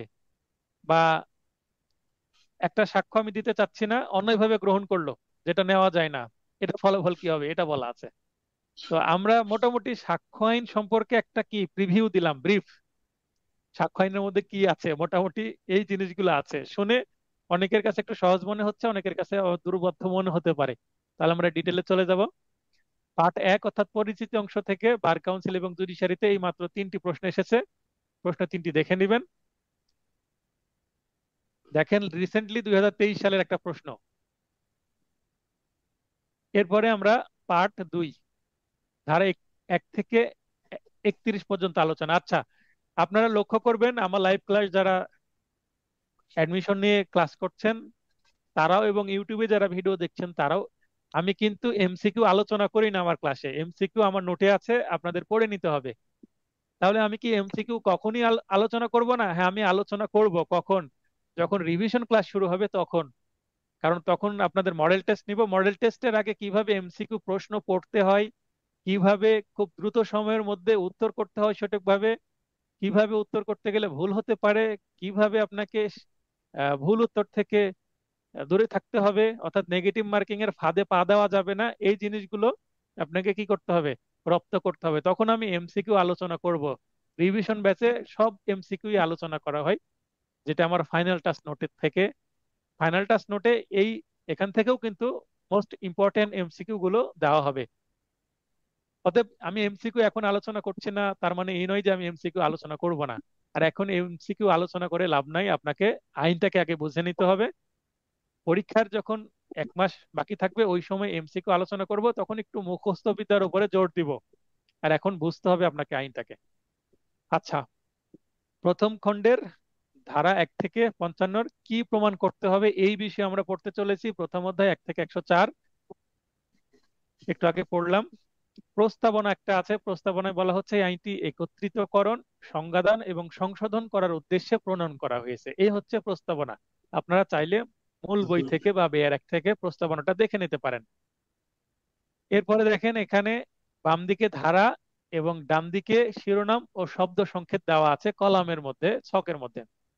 তাহলে ধারা 1 কে বলা হচ্ছে সমগ্র বাংলাদেশে এই আইনটা প্রযোজ্য, বলবৎ বা কার্যকর 1872 সালে 1 সেপ্টেম্বর। এবং এখানে কিছু প্রযোজ্যতা এবং অপ্রযোজ্যতার কথা বলা আছে, যেগুলো আমরা পরিচিতি অংশে অলরেডি আলোচনা করেছি, আর এখানে ডিটেলে গেলাম না। ধারা 3 কি দেওয়া আছে? ব্যাখ্যা সমূহ। আমরা কিছু কিছু আইনের মধ্যে সংজ্ঞা সমূহ দেখতে পাচ্ছি, আবার কিছু কিছু আইনে ব্যাখ্যা বলছে। আবার এখানে ব্যাখ্যাকে ইংরেজিতে বলছে ইন্টারপ্রিটেশন ক্লজ। ব্যাখ্যার ইংরেজি আমরা জানি যে এক্সপ্লেনেশন। তো এখানে এক্সপ্লেনেশন না বলে ইন্টারপ্রিটেশন ক্লোজ। ইন্টারপ্রিটেশন বলতেও ব্যাখ্যা বা সহজে বুঝিয়ে দেওয়া। তো এখানে আদালত বলতে কি বোঝানো হচ্ছে? আদালতের সংজ্ঞা কিন্তু আমরা পেনাল কোডের মধ্যেও পেয়েছি, আবার এখানেও পাচ্ছি। সকল জজ, ম্যাজিস্ট্রেট, সাক্ষ্য গ্রহণে ক্ষমতাপ্রাপ্ত ব্যক্তিকেই কি বলা হবে? আদালত বলা হবে। তার মানে ব্যক্তি কিন্তু আদালত। এখানে কোর্ট এবং যে বিচারক, বিচারক এবং আদালতের মধ্যে কিন্তু কোনো পার্থক্য নাই। যিনি ব্যক্তি তিনি আদালত। সালিস ব্যতীত ও মুনসেফ, মুনসেফ যে আদালত সেটাও কিন্তু আদালত। আদালত নয় কোনগুলো? রেজিস্ট্রার অফিস, প্রাথমিক তদন্তকারী ম্যাজিস্ট্রেট, ভূমি অধিগ্রহণে নিযুক্ত magistrate, deputy magistrate, collector, deputy collector, ইনারা কিন্তু কিনা আদালতের সমপর্যায় ভুক্ত নয়। আনোয়ার ভাই কি প্রশ্ন করবেন? আনোয়ার ভাই দ্রুত আসতে হবে ভাই। আসসালামু আলাইকুম স্যার। হ্যাঁ, ওয়ালাইকুম আসসালাম, বলেন। স্যার মুনসেফ আদালতটা কি একটু বুঝায় বলবেন? মুনসেফ আদালত। মুনসেফ আদালত বলতে আগে আপনার কোর্টগুলো মুনসেফ কোর্ট হিসাবে থাকতো ব্রিটিশ আমলে। পাকিস্তান আমলে মুনসেফ কোর্ট ছিল। ঠিক আছে? আপনি কোর্টে যান না? জি স্যার। সিনিয়রের সাথে আছেন না? জি স্যার। সিনিয়রের কাছ থেকে জেনে নেবেন। আর এটা আপনার জন্য হোমওয়ার্ক, সবার জন্য হোমওয়ার্ক, মুনসেফ কোর্ট কি বোঝার জন্য। যদি বুঝতে না পারেন আগামী ক্লাসে বুঝিয়ে দেবো, প্রশ্ন করবেন। ঠিক আছে?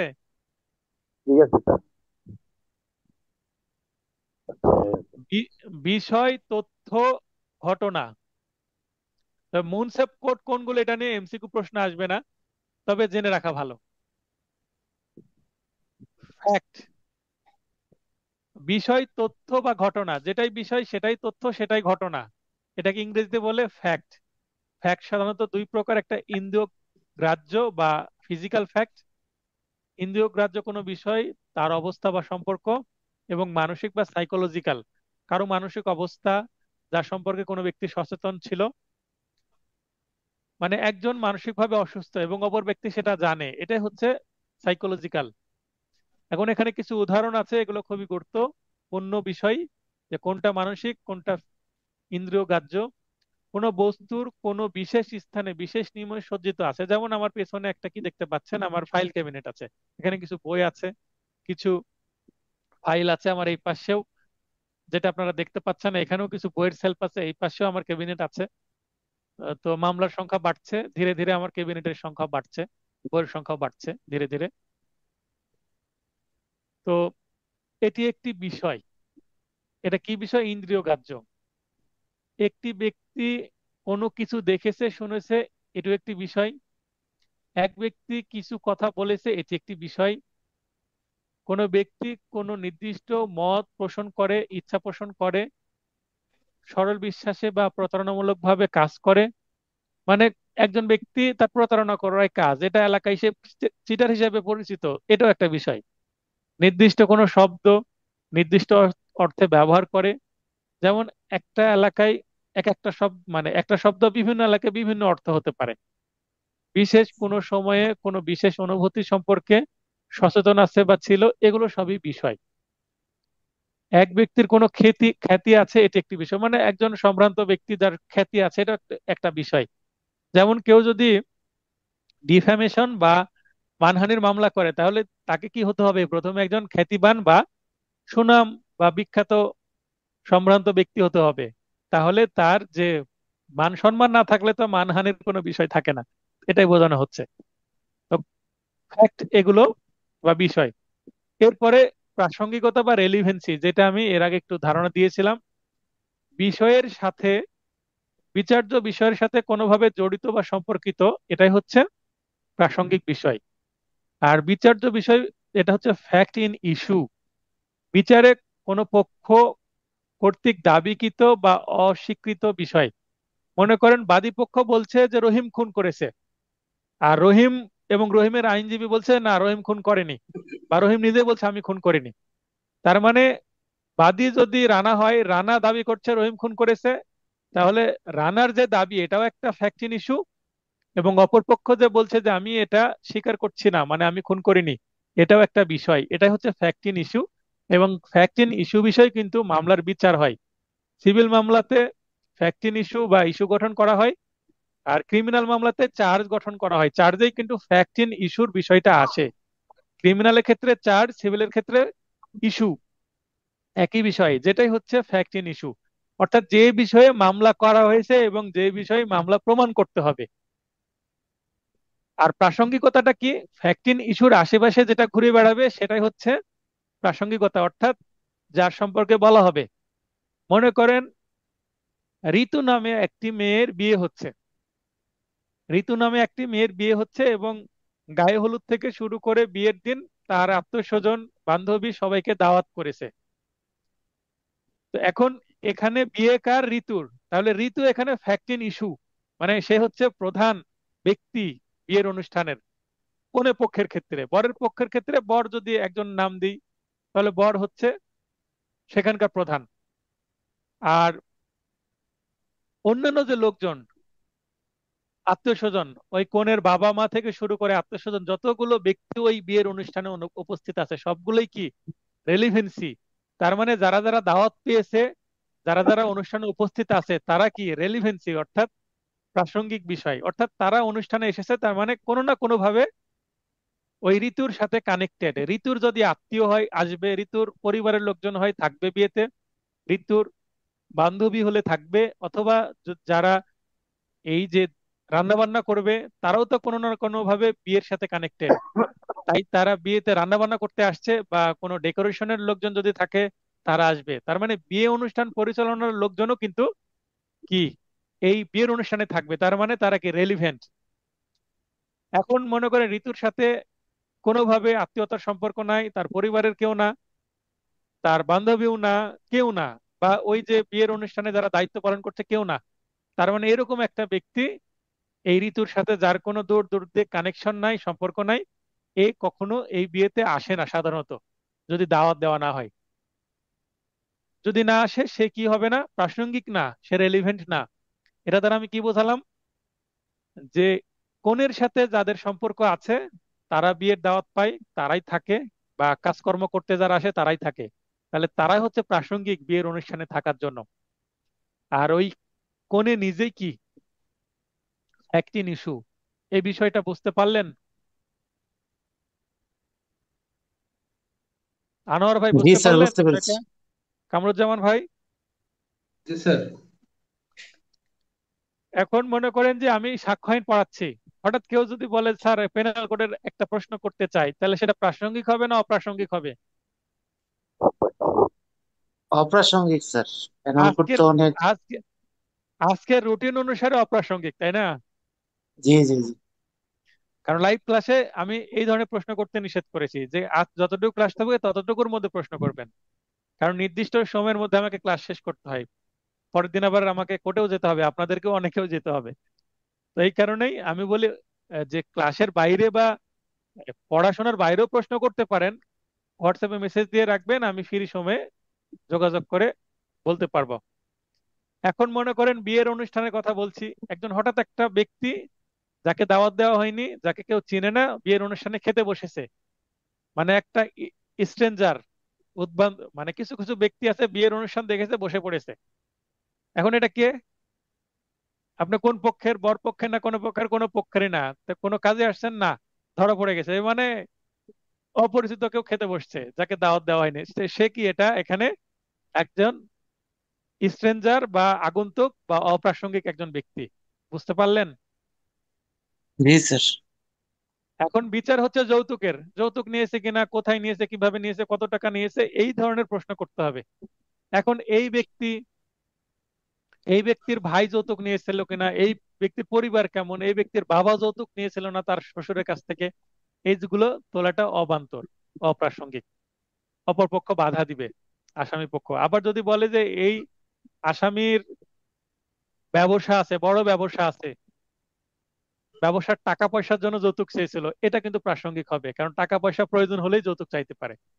মানে আহ, ওই যে বিষয়ে বিচার হচ্ছে বিচার্য বিষয়ের সাথে লিঙ্ক করে দিতে হবে, তাহলেই সেটা প্রাসঙ্গিক হয়ে যাবে। প্রথমে মনে হতে পারে এটা অপ্রাসঙ্গিক কথা, কিন্তু যদি লিঙ্ক করতে পারি বিচার্য বিষয়ের সাথে, সেটাই প্রাসঙ্গিক হয়ে যাবে। আচ্ছা, মনে করেন একটা মার্ডার কেসের আসামি, বিচার হচ্ছে। এখন বলা হলো যে এই মামলার আসামির ভাই ঘটনার 2 দিন আগে দোকান থেকে একটি চাকু ক্রয় করেছিল। আসামি ক্রয় করেনি, কিন্তু আসামির ভাই ক্রয় ক্রয় করেছে। এটা প্রাসঙ্গিক হতে পারে, কারণ যে চাকু দিয়ে হত্যা হয়েছে এই চাকুটাই ক্রয় করেছে যদি প্রমাণ হয়, তাহলে ভাইয়ের কাছ থেকে এই ভাই নিয়ে এসে চাকুটা, বা চাকুটা ক্রয় করে যখন নিয়ে গেছে ভাই বাসায়, ভাইয়ের অনুমতি ছাড়াই হয়তো বা চাকুটা নিয়ে আসছে ভাইয়ের বাসা থেকে। বা একই বাসার যদি হয়, রহিমের ভাই করিম চাকু কিনেছে এবং রহিম ওই চাকুটা দিয়ে হত্যা করেছে, তাহলে এটা কিন্তু প্রাসঙ্গিক। প্রথমে মনে হতে পারে যে যে অপরাধ করেছে, যে খুন করেছে, সে তো চাকু কেনেনি, তাহলে এটা প্রাসঙ্গিক না। কিন্তু যদি বাদীপক্ষ এটা প্রমাণ করতে পারে বা মিলিয়ে দিতে পারে যে না, যেহেতু একই বাসায় বা পাশাপাশি বাসায় দুই ভাই বসবাস করে, অতএব এই চাকুটাই তার ভাইয়ের কাছ থেকে নিয়ে বা ভাইয়ের বাসা থেকে অগোচরে নিয়ে সে ব্যবহার করেছে, এইভাবে যদি মিলিয়ে দেওয়া হয় এটা কিন্তু প্রাসঙ্গিক হয়ে যাবে। আমি কি বোঝাতে পারছি ভাই? জি স্যার, বুঝতে পেরেছি। আচ্ছা, এরপরে দলিলের সংজ্ঞা। দলিলের সংজ্ঞা কিন্তু পেনাল কোডেও আছে, এখানেও আছে, এবং এখান থেকে দলিলের সংজ্ঞা রিলেটেড প্রশ্ন আসে এমসিকিউতে, গুরুত্বপূর্ণ। ব্যবহার হতে পারে বা এর উদ্দেশ্যে কোনো পদার্থের উপর কোনো পদার্থ, কি আমরা জানি স্কুল কলেজে পদার্থ 3 প্রকার: কঠিন, তরল, বায়বীয়। তো এ পদার্থের উপরে কোনো বর্ণ বা কোনো বস্তুর উপরে কোনো বর্ণ, সংখ্যা বা চিহ্নের সাহায্যে বর্ণিত কোনো বিষয়, যেমন মুদ্রিত। মুদ্রিত মানে প্রেস, লিথোগ্রাফি, লিথোগ্রাফিকৃত মানে এই যে আগে কিন্তু ছাপ দিয়ে কোনো কিছু তৈরি করা হতো, বা ফটোগ্রাফকৃত, যেমন আমরা সিল ব্যবহার করি অ্যাডভোকেটের, কালি দিয়ে এটা সিল লাগিয়ে দিই, তাই সিল কিন্তু এক ধরনের লিথোগ্রাফ। ফটোগ্রাফ মানে ফটোকপি করা। সকল শব্দ, মানচিত্র, নকশা ধাতু প্রস্তর খণ্ডের উপর খচিত। খচিত যেমন কোনো ধাতু বা মানে কোনো মেটাল বা কোনো প্রস্তর, প্রস্তর মানে হচ্ছে পাথর, এর উপরে খোদাই করে কোনো কিছু লেখা হয়, তাহলে সেটাও কি হবে? যেমন মার্বেল পাথরের উপরে কোনো কিছু লেখা হয়, বিশেষ করে নেম প্লেট। ব্যঙ্গচিত্র, ব্যঙ্গচিত্র বলতে ইংরেজি হচ্ছে কার্টুন ইত্যাদি, এগুলো সবই কি? দলিল। এগুলো সবই দলিল। মনে করেন একটা কাগজ, ফাঁকা কাগজ, একটা ফাঁকা কাগজ যদি আপনাদেরকে দেখাই, মনে করেন এটা একটা ফাঁকা কাগজ, এই পাশে কোনো কিছুই লেখা নাই, এটা কি কোনো দলিল? এটা কোনো দলিল না, কারণ ফাঁকা কাগজ, এটা বস্তু, কিন্তু এটা কোনো দলিল না। কিন্তু আমি যদি আরেকটা কাগজ দেখাই, দেখেন এটা একটা কাগজ। হ্যাঁ, এটা আপনাদেরকে সুন্দরবন কুরিয়ার সার্ভিসের মাধ্যমে যে নোটগুলো পাঠাই, যে নোটটা আপনারা দেখছেন আইন আদালত, এই নোটেরই হচ্ছে ভাউচার। তো এটা কিন্তু একটা ডকুমেন্ট, কারণ এর উপরে লেখা আছে, কিছু চিহ্ন আছে, এগুলোই। এখন যদি আমি কোনো কিছু না লিখি, জাস্ট কিছু চিহ্ন দিয়ে রাখি, এটা কোড হতে পারে, এটাও একটা ডকুমেন্ট।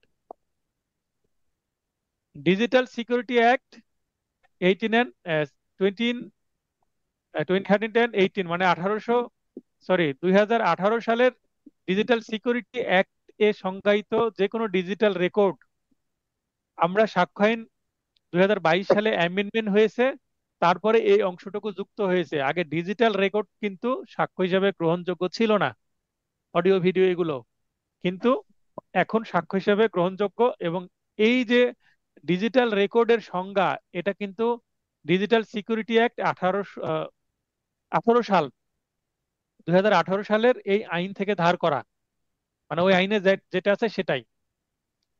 যেমন ফোন, হার্ডওয়্যার, সফটওয়্যার সহ যে কোনো ডিজিটাল যন্ত্র দ্বারা রেকর্ডকৃত audio video, DVD, CD, CCTV, drone data, অথবা ম্যাগনেটিক বা ইলেকট্রোম্যাগনেটিক বা অপটিক্যাল, কম্পিউটার মেমোরি, মাইক্রোফিল্ম ইত্যাদিতে সংরক্ষিত অথবা প্রেরিত গৃহীত যে কোনো তথ্য বা ডাটা, পেন ড্রাইভ কোনো পেন ড্রাইভের ভেতরে ডিজিটাল ডেটা যদি থাকে সেটা দলিল, কিন্তু যদি ব্ল্যাঙ্ক বা ফাঁকা যদি হয়, তাহলে সেটা কিন্তু কি হবে না, দলিল হবে না। মানে ভিতরে কিছু নাই, ফাঁকা। কোনো সিডি ডিভিডি যদি ব্ল্যাঙ্ক হয়, ভিতরে কিছু নাই, তাহলে ডিজিটাল রেকর্ড না। কিন্তু যদি ভিতরে কোনো কিছু থাকে, অডিও ভিডিও ছবি লেখা, তাহলে সেটা কিন্তু কি হবে, ডিজিটাল রেকর্ড হিসাবে গণ্য হবে। সুমা আক্তার।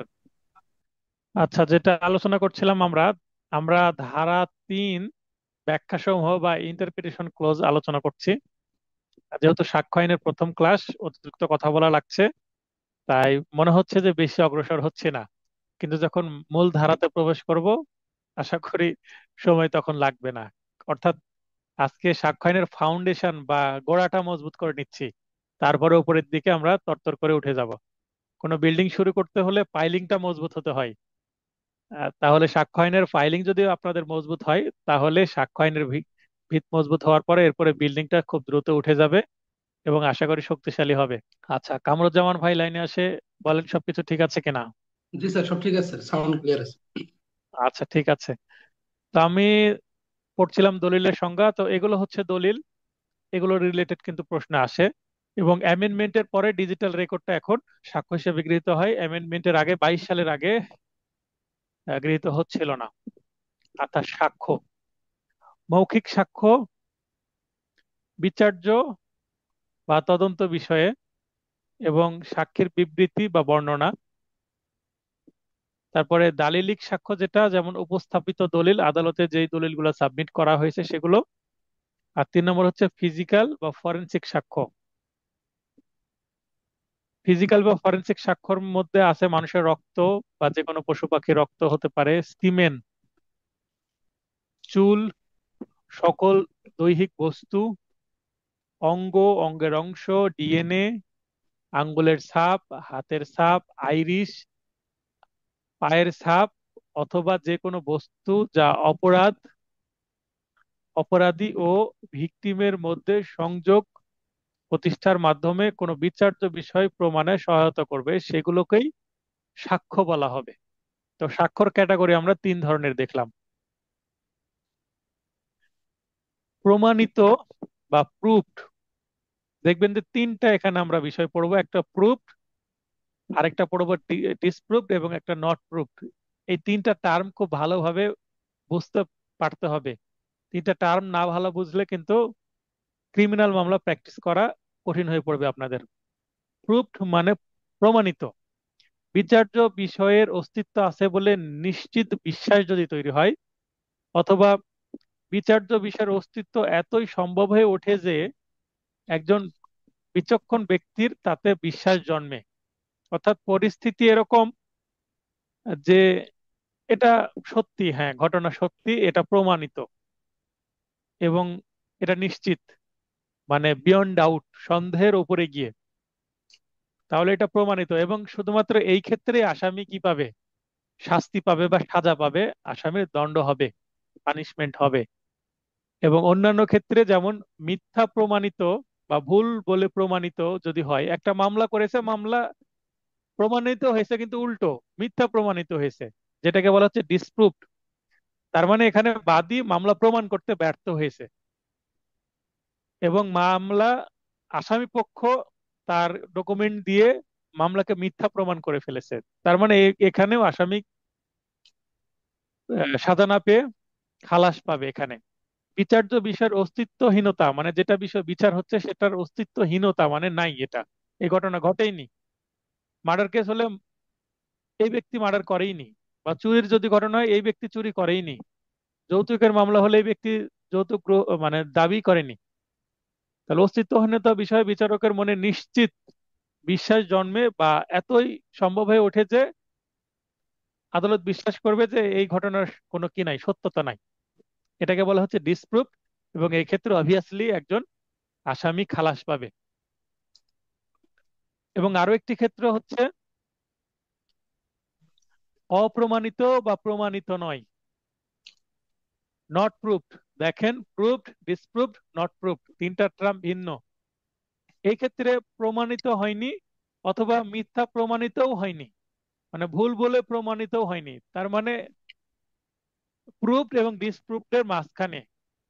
এখানে প্রমাণিতও হয়নি আবার মিথ্যাও প্রমাণিত হয়নি। মামলা যে মিথ্যা তাও বলা যাচ্ছে না, আবার মামলা যে সত্যি তাও বলা হচ্ছে না, সত্যি মিথ্যার মাঝখানে, মানে সন্দেহ তৈরি হয়েছে। কিন্তু মামলা যদি সন্দেহ তৈরি হয় তাহলে সন্দেহ বা ডাউটের সুবিধা কে নেবে? আসামি। তার মানে আসামি খালাস পাবে।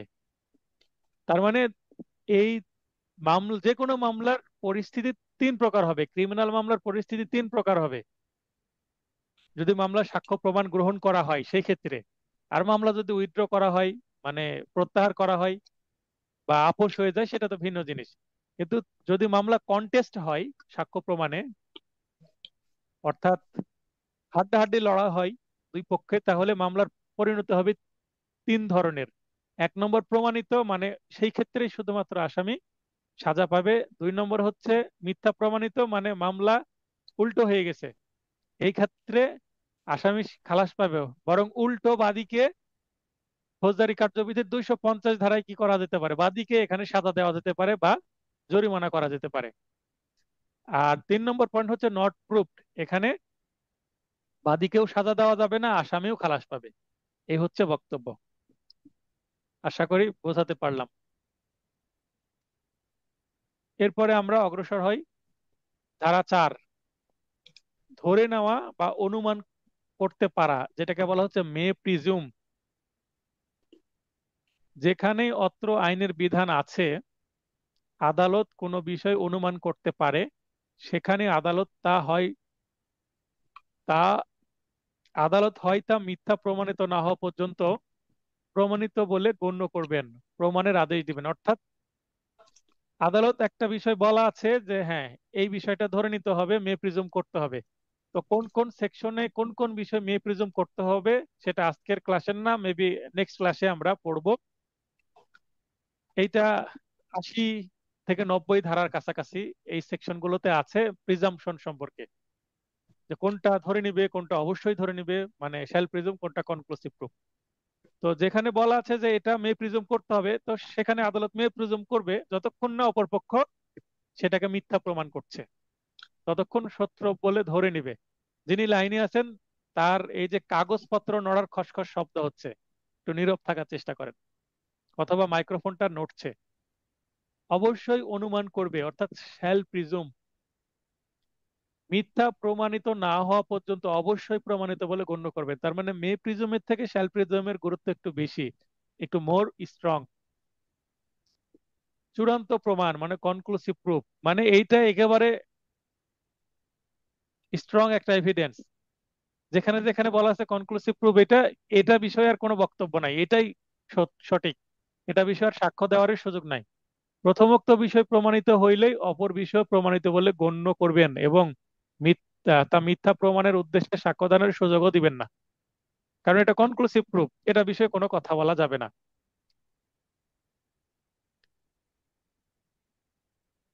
5, আমরা দ্বিতীয় অধ্যায় শুরু করলাম। দ্বিতীয় অধ্যায় হচ্ছে 5 থেকে 55। বিষয় বা ঘটনার প্রাসঙ্গিকতা মানে রেলিভেন্সি। ঋতুর বিয়ে হচ্ছে, ঋতুর বিয়েতে কে কে দাওয়াত খেতে আসবে, কে কে কাজ করবে, কে কে দাওয়াত খেতে পাবে না, সেই বিষয়গুলো। যে পাবে না সে অপ্রাসঙ্গিক, যে পাবে দাওয়াত সে প্রাসঙ্গিক, মানে রিলেটিভ। এই জিনিসটা মাথায় রাখবেন যে যার বিয়ে হচ্ছে সে হচ্ছে প্রাসঙ্গিক, কারণ তার বিয়ে না হলে তো বিয়ের অনুষ্ঠানই হবে না, তাহলে তো বিয়ের দাওয়াত খাওয়া হবে না। আচ্ছা, বিচার্য বিষয় ও প্রাসঙ্গিক বিষয় সম্পর্কে সাক্ষ্য দেওয়া যাবে। তাহলে 5 নম্বর ধারা বলা হচ্ছে, আমরা এর আগে তামাদে আইন পড়েছি, তামাদে আইন না, এর আগে আমরা এসআর অ্যাক্ট পড়েছিলাম। এসআর অ্যাক্টে 5 ধারাতে বলা হয়েছিল যে 5টি বিষয়ে এসআর অ্যাক্ট বা সুনির্দিষ্ট প্রতিকার আইন প্রতিকার প্রদান করে থাকে। তো 5 ধারাটা হচ্ছে এসআর অ্যাক্টের একটা মেরুদণ্ড বা খুবই গুরুত্বপূর্ণ সেকশন। তারপরে তামাদে আইনে পড়েছিলাম 3 ধারা, যে মেয়াদ শেষ হয়ে গেলে মামলা খারিজ। এটা খুবই গুরুত্বপূর্ণ, ব্যাকবোন অফ লিমিটেশন অ্যাক্ট, মেরুদণ্ডের মতন, মানে সবচেয়ে গুরুত্বপূর্ণ ধারা। সাক্ষ্য আইনের একটা সবচেয়ে গুরুত্বপূর্ণ ধারা হচ্ছে এই 5 ধারা। 5 ধারায় বলা হচ্ছে আদালতে আপনি দাঁড়িয়ে কি বিষয়ে কথা বলতে পারবেন, মানে কি বিষয়ে কথা বললে কথাটা কি হবে, আদালত শুনবে। বিচার্য বিষয়ে কথা বলতে পারবেন এবং প্রাসঙ্গিক বিষয়ে কথা বলতে পারবেন।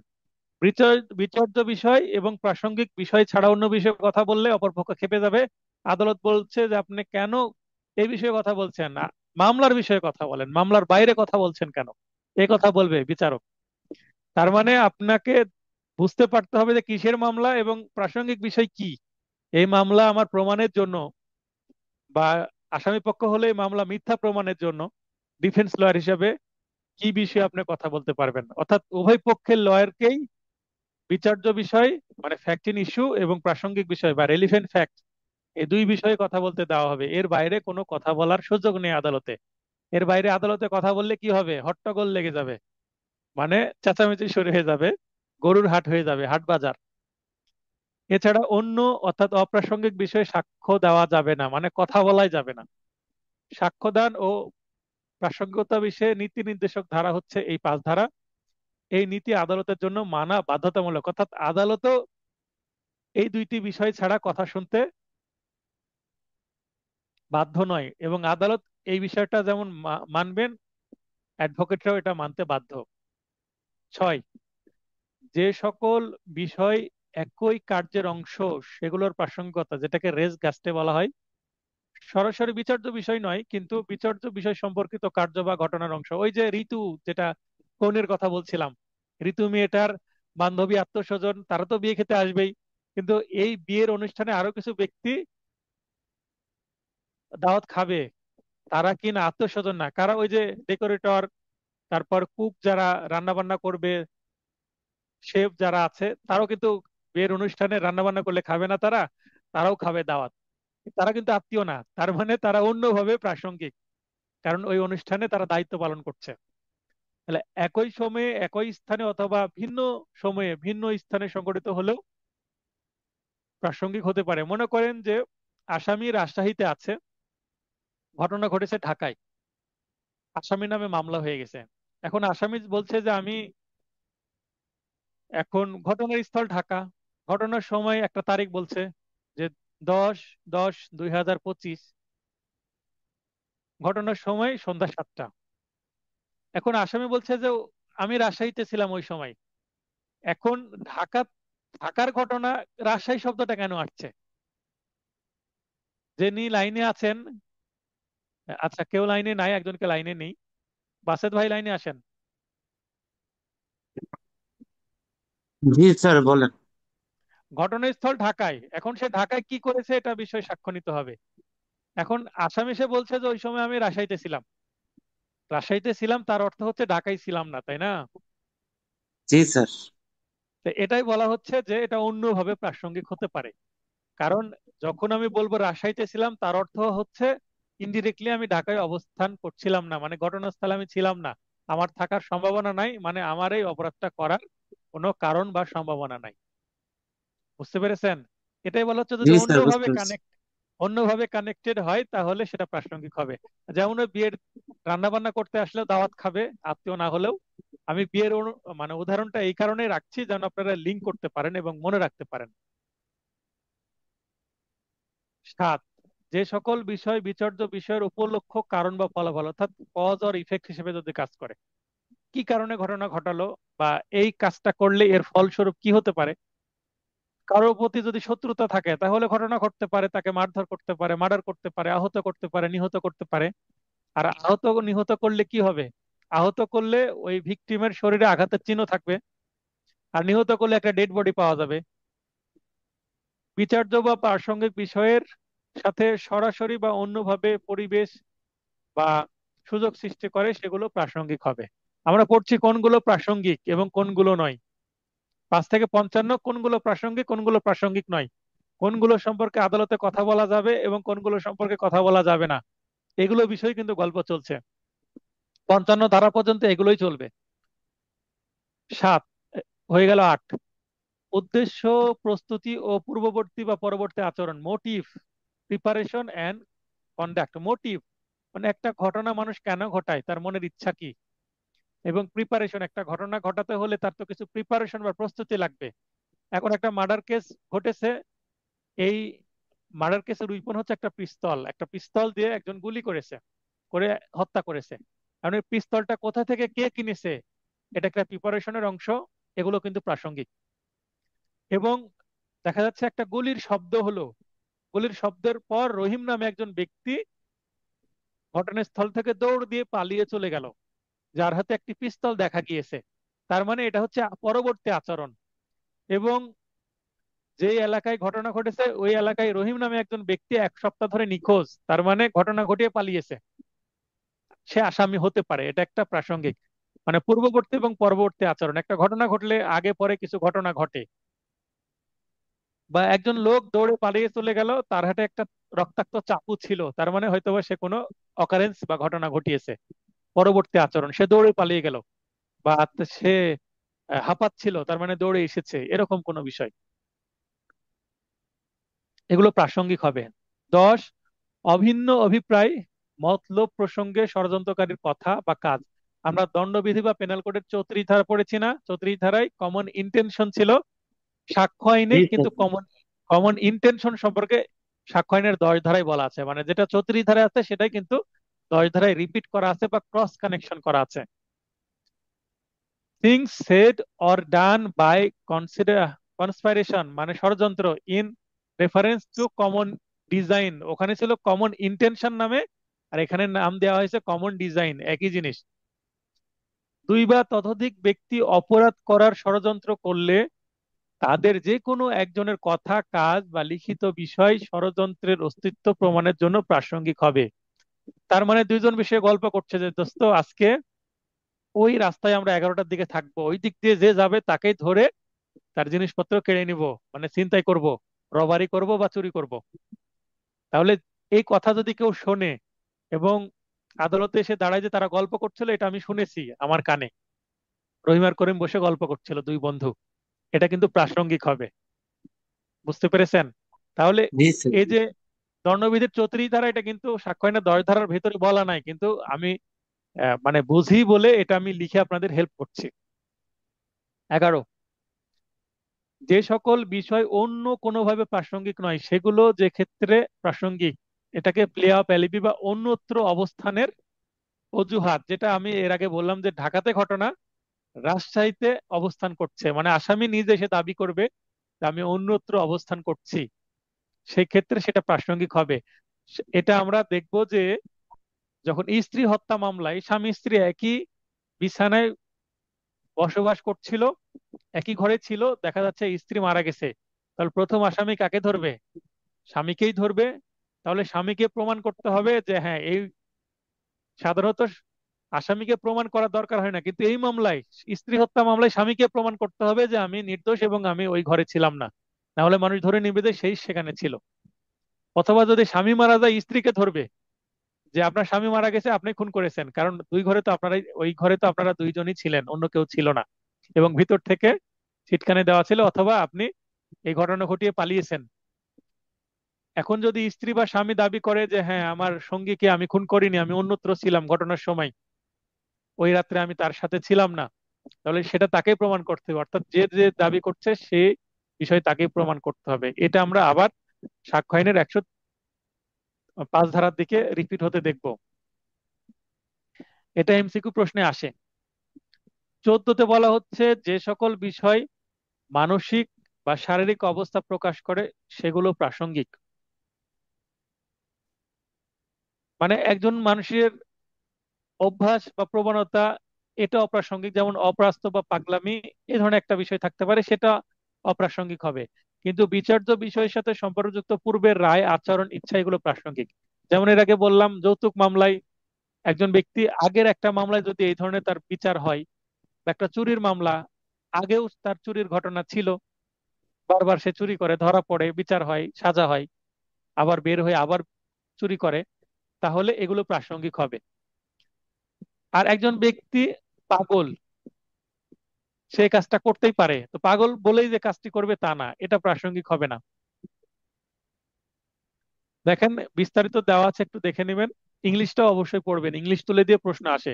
যেমন আজকের পরীক্ষায় আমি ইংলিশ তুলে দিয়ে প্রশ্ন করেছিলাম 382 ধারা থেকে। 17, স্বীকৃতি বা অ্যাডমিশনের সংজ্ঞা। আচ্ছা, 17 ধারা হচ্ছে সিভিল মামলার ক্ষেত্রে প্রযোজ্য। কেউ যদি কোনো কিছু স্বীকার করে, কোনো মৌখিক বা লিখিত উক্তি বা ডিজিটাল রেকর্ড যদি বিচার্য বা প্রাসঙ্গিক বিষয় সম্পর্কে কোনো ইঙ্গিত বহন করে, এবং সেগুলো এই পরবর্তী যে ধারা 18, 19, 20 অনুযায়ী প্রকাশ করা হয়, তাহলে সেটাকে বলা হবে অ্যাডমিশন বা স্বীকৃতি, মানে স্বীকার করে নেওয়া। বাদী যদি মামলা করে এবং বিবাদী যদি কোনো কিছু স্বীকার করে নেয়, তাহলে ওইটার প্রমাণের দরকার হবে না, কারণ স্বীকারই তো করে নিচ্ছে, মামলা শেষ হয়ে যাবে। এবং একটা মামলায় আসামি যদি দোষ স্বীকার করে, চার্জ গঠনের সময়, আপনি দোষী না নির্দোষ? হ্যাঁ আমি দোষী, আমি এই ঘটনাটা করেছি, আমাকে মাফ করে দেন ইওর অনার, ভুল করেছি, মাফ করে দেন। তো হয়তোবা মাফ না করলেও অল্প সাজা দিবে, দোষ যদি স্বীকার করে। তো এটা হচ্ছে স্বীকৃতি। তো স্বীকৃতি সাধারণত সিভিল মামলার ক্ষেত্রে প্রযোজ্য, কিছু কিছু ক্ষেত্রে ক্রিমিনাল মামলার জন্য প্রযোজ্য হতে পারে। 18, স্বীকৃতি মোকদ্দমার পক্ষ বা এজেন্ট কর্তৃক। স্বীকৃতি কোনো মামলার পক্ষ, বাদী বা বিবাদী স্বীকার করতে পারে, অথবা তাদের পক্ষে তাদের কোনো প্রতিনিধি বা এজেন্টও স্বীকার করলেও হবে। এটাই লেখা আছে পরবর্তী এই পয়েন্টগুলোতে, একটু দেখে নেবেন। 19, মোকদ্দমার পক্ষের সাথে যার সম্পর্ক অবশ্যই প্রমাণ করতে হবে, সেরূপ ব্যক্তির স্বীকৃতি, অর্থাৎ থার্ড পার্টি বা নিরপেক্ষ ব্যক্তির স্বীকৃতিও কিন্তু স্বীকৃতি হবে। কিন্তু এই মোকদ্দমার যে পক্ষ আছে, বাদী বিবাদী, তাদের সাথে ওই ব্যক্তির কি কানেকশন আছে। যেমন মনে করেন যে একটা মামলায় বাদীর নাম রহিম, বিবাদীর নাম করিম, কিন্তু মালিক নামে একজন ব্যক্তি এসে কি করছে, সাক্ষ্য দিচ্ছে। তা মালিকের সাথে বাদী বিবাদীর সম্পর্ক কি, সেটা প্রমাণ করতে হবে। কারণ যদি মালিক বলে যে আমি বাদী পক্ষে আম মুক্তার, মানে পাওয়ার অফ অ্যাটর্নির বলে আমি সাক্ষী দিচ্ছি, তাহলে প্রমাণ হয়ে গেল যে এই সম্পর্ক, তখন তার স্বীকৃতি প্রমাণিত হবে। পক্ষে বা বিরুদ্ধে আনীত মোকদ্দমায় সম্পর্ক বা দায়িত্ব বজায় থাকা গেলে বিবৃতি, সেটা স্বীকৃতি হিসেবে গণ্য হবে। 20, মোকদ্দমার পক্ষ কর্তৃক ব্যক্তরূপে উল্লিখিত ব্যক্তির স্বীকৃতি, অর্থাৎ তৃতীয় ব্যক্তির স্বীকৃতি, অর্থাৎ এক পক্ষ যদি বলে, স্বীকার করে দেয় যে, হ্যাঁ অমুক ব্যক্তি হচ্ছে আমার সাথে এইভাবে কাজ করে, বা আমার প্রতিনিধি বা আমার আন্ডারে চাকরি করে, তার স্বীকৃতি আমার স্বীকৃতি হিসেবে গণ্য, সেক্ষেত্রে 20 ধারা অনুসারে সরাসরি বাদী বা বিবাদী স্বীকার না করলেও, তার পক্ষে অন্য ব্যক্তি স্বীকার করলেও সেটা স্বীকৃতি হিসেবে গণ্য হবে। 21 ধারা, যে ব্যক্তি স্বীকার করে যে, বা যার পক্ষে স্বীকার করা হয়, তার বিরুদ্ধে স্বীকৃতি প্রমাণ, অর্থাৎ যে যা স্বীকার করবে তার বিরুদ্ধেই সেটা যাবে। এখন যদি আমি যদি বলি যে হ্যাঁ আমি বাসেত ভাইয়ের কাছ থেকে 6,000 টাকা গ্রহণ করেছি।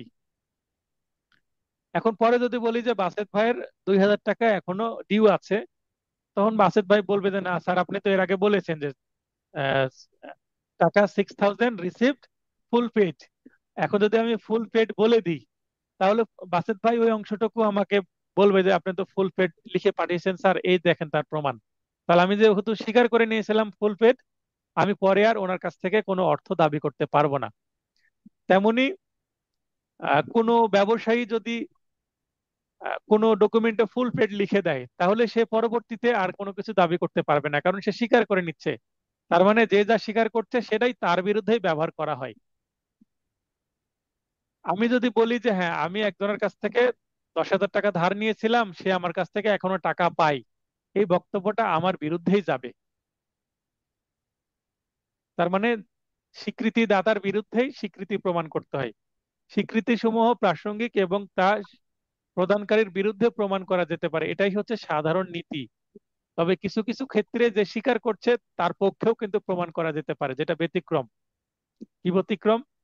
স্বীকৃতিকারীর মৃত্যু হলে তা 32 ধারায় তৃতীয় পক্ষের মধ্যে প্রাসঙ্গিক হবে। অর্থাৎ 32 ধারায় কোনো ব্যক্তি যদি সাক্ষ্য দিয়ে মৃত্যুবরণ করে, তাহলে তার পক্ষে সেটা প্রমাণ করা যেতে পারে।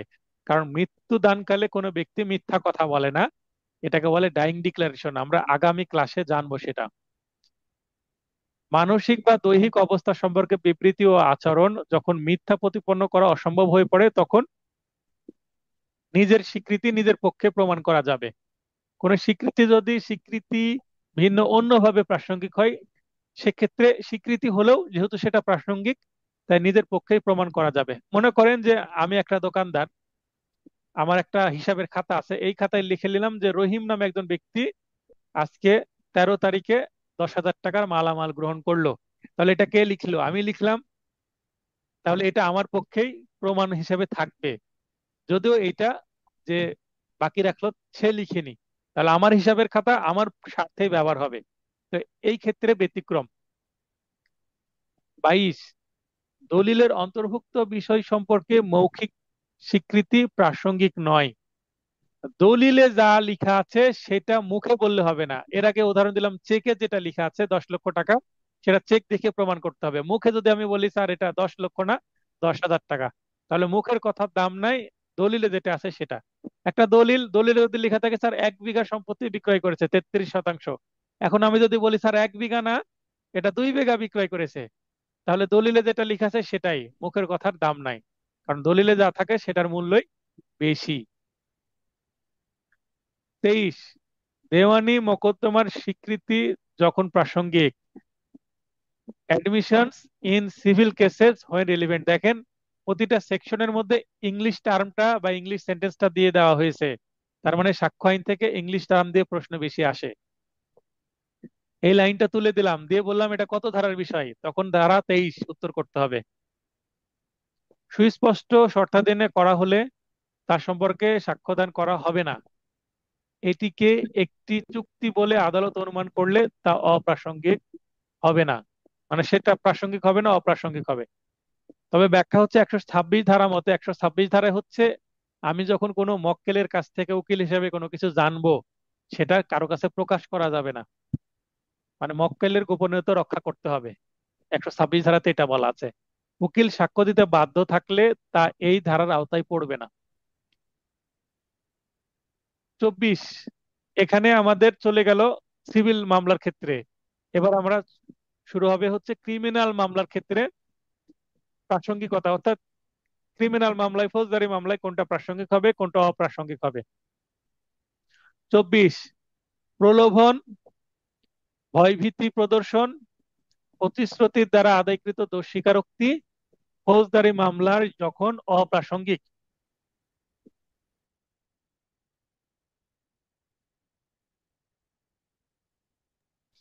আচ্ছা, আমরা ফৌজদারি কার্যবিধি পড়লাম না? ফৌজদারি কার্যবিধির 364 ধারায় ম্যাজিস্ট্রেট আসামি যদি কোনো কিছু স্বীকার করে, দোষ করে, যে হ্যাঁ আমি মার্ডার করেছি, আমি রেপ করেছি, বা আমি চুরি করেছি, এগুলো যদি আসামি স্বীকার করে, তাহলে এটা ম্যাজিস্ট্রেট লিপিবদ্ধ করবে। তো এই লিপিবদ্ধ করবে কিভাবে সেটা কিন্তু বলা আছে ফৌজদারি কার্যবিধির 364 ধারায়। আর সাক্ষ্য আইনে এসে বলছে যে দোষ স্বীকার তো করলো, ম্যাজিস্ট্রেট লিপিবদ্ধও করলো, কিন্তু সাক্ষ্য আইনে বলছে যে কোন দোষ স্বীকারটা প্রাসঙ্গিক হবে এবং কোন দোষ স্বীকারটা অপ্রাসঙ্গিক হবে। দোষ স্বীকারকে ইংরেজিতে কনফেশন বলে।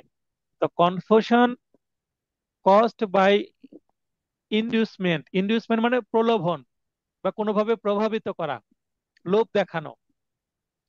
থ্রেট অর প্রমিস, কোনো কিছু প্রমিস করা যে আপনি দোষ স্বীকার করেন, সমস্যা নাই, আপনার সাজা হবে না। আপনি সত্যি কথা বললে আপনার কি সাজা হবে না, সত্যি কথা বলা উচিত, মিথ্যা কথা বলা পাপ।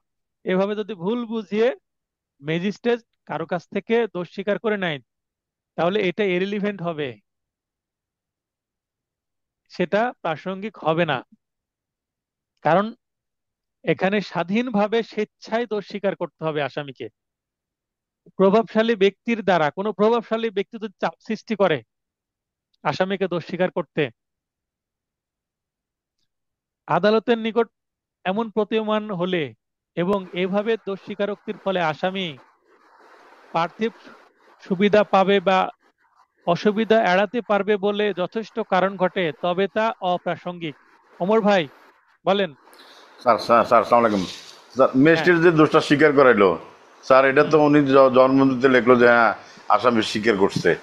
তখন আমরা আবার কিভাবে ইয়ে করাবো যে উনি ভুলভাল বুঝাইয়ে তারা দিয়ে এটা স্বীকৃতি করাইছে, এটা কিভাবে আমরা প্রমাণ করবো স্যার?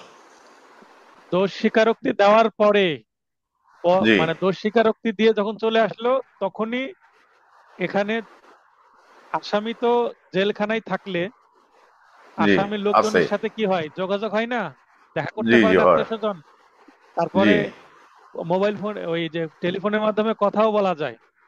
জি তো আসামি তার আত্মীয় স্বজনকে বললো, তার আত্মীয় স্বজন আসামির আইনজীবীকে বললো, তখন আইনজীবী কি করবে, আসামির পক্ষে একটা দরখাস্ত লিখবে, যে যে দোষ স্বীকারোক্তি দিয়েছে সেটা প্রত্যাহার করতে চায়। মানে দোষ স্বীকারোক্তি দিলে সেটা কিন্তু প্রত্যাহারের দরখাস্ত দেওয়া যায়।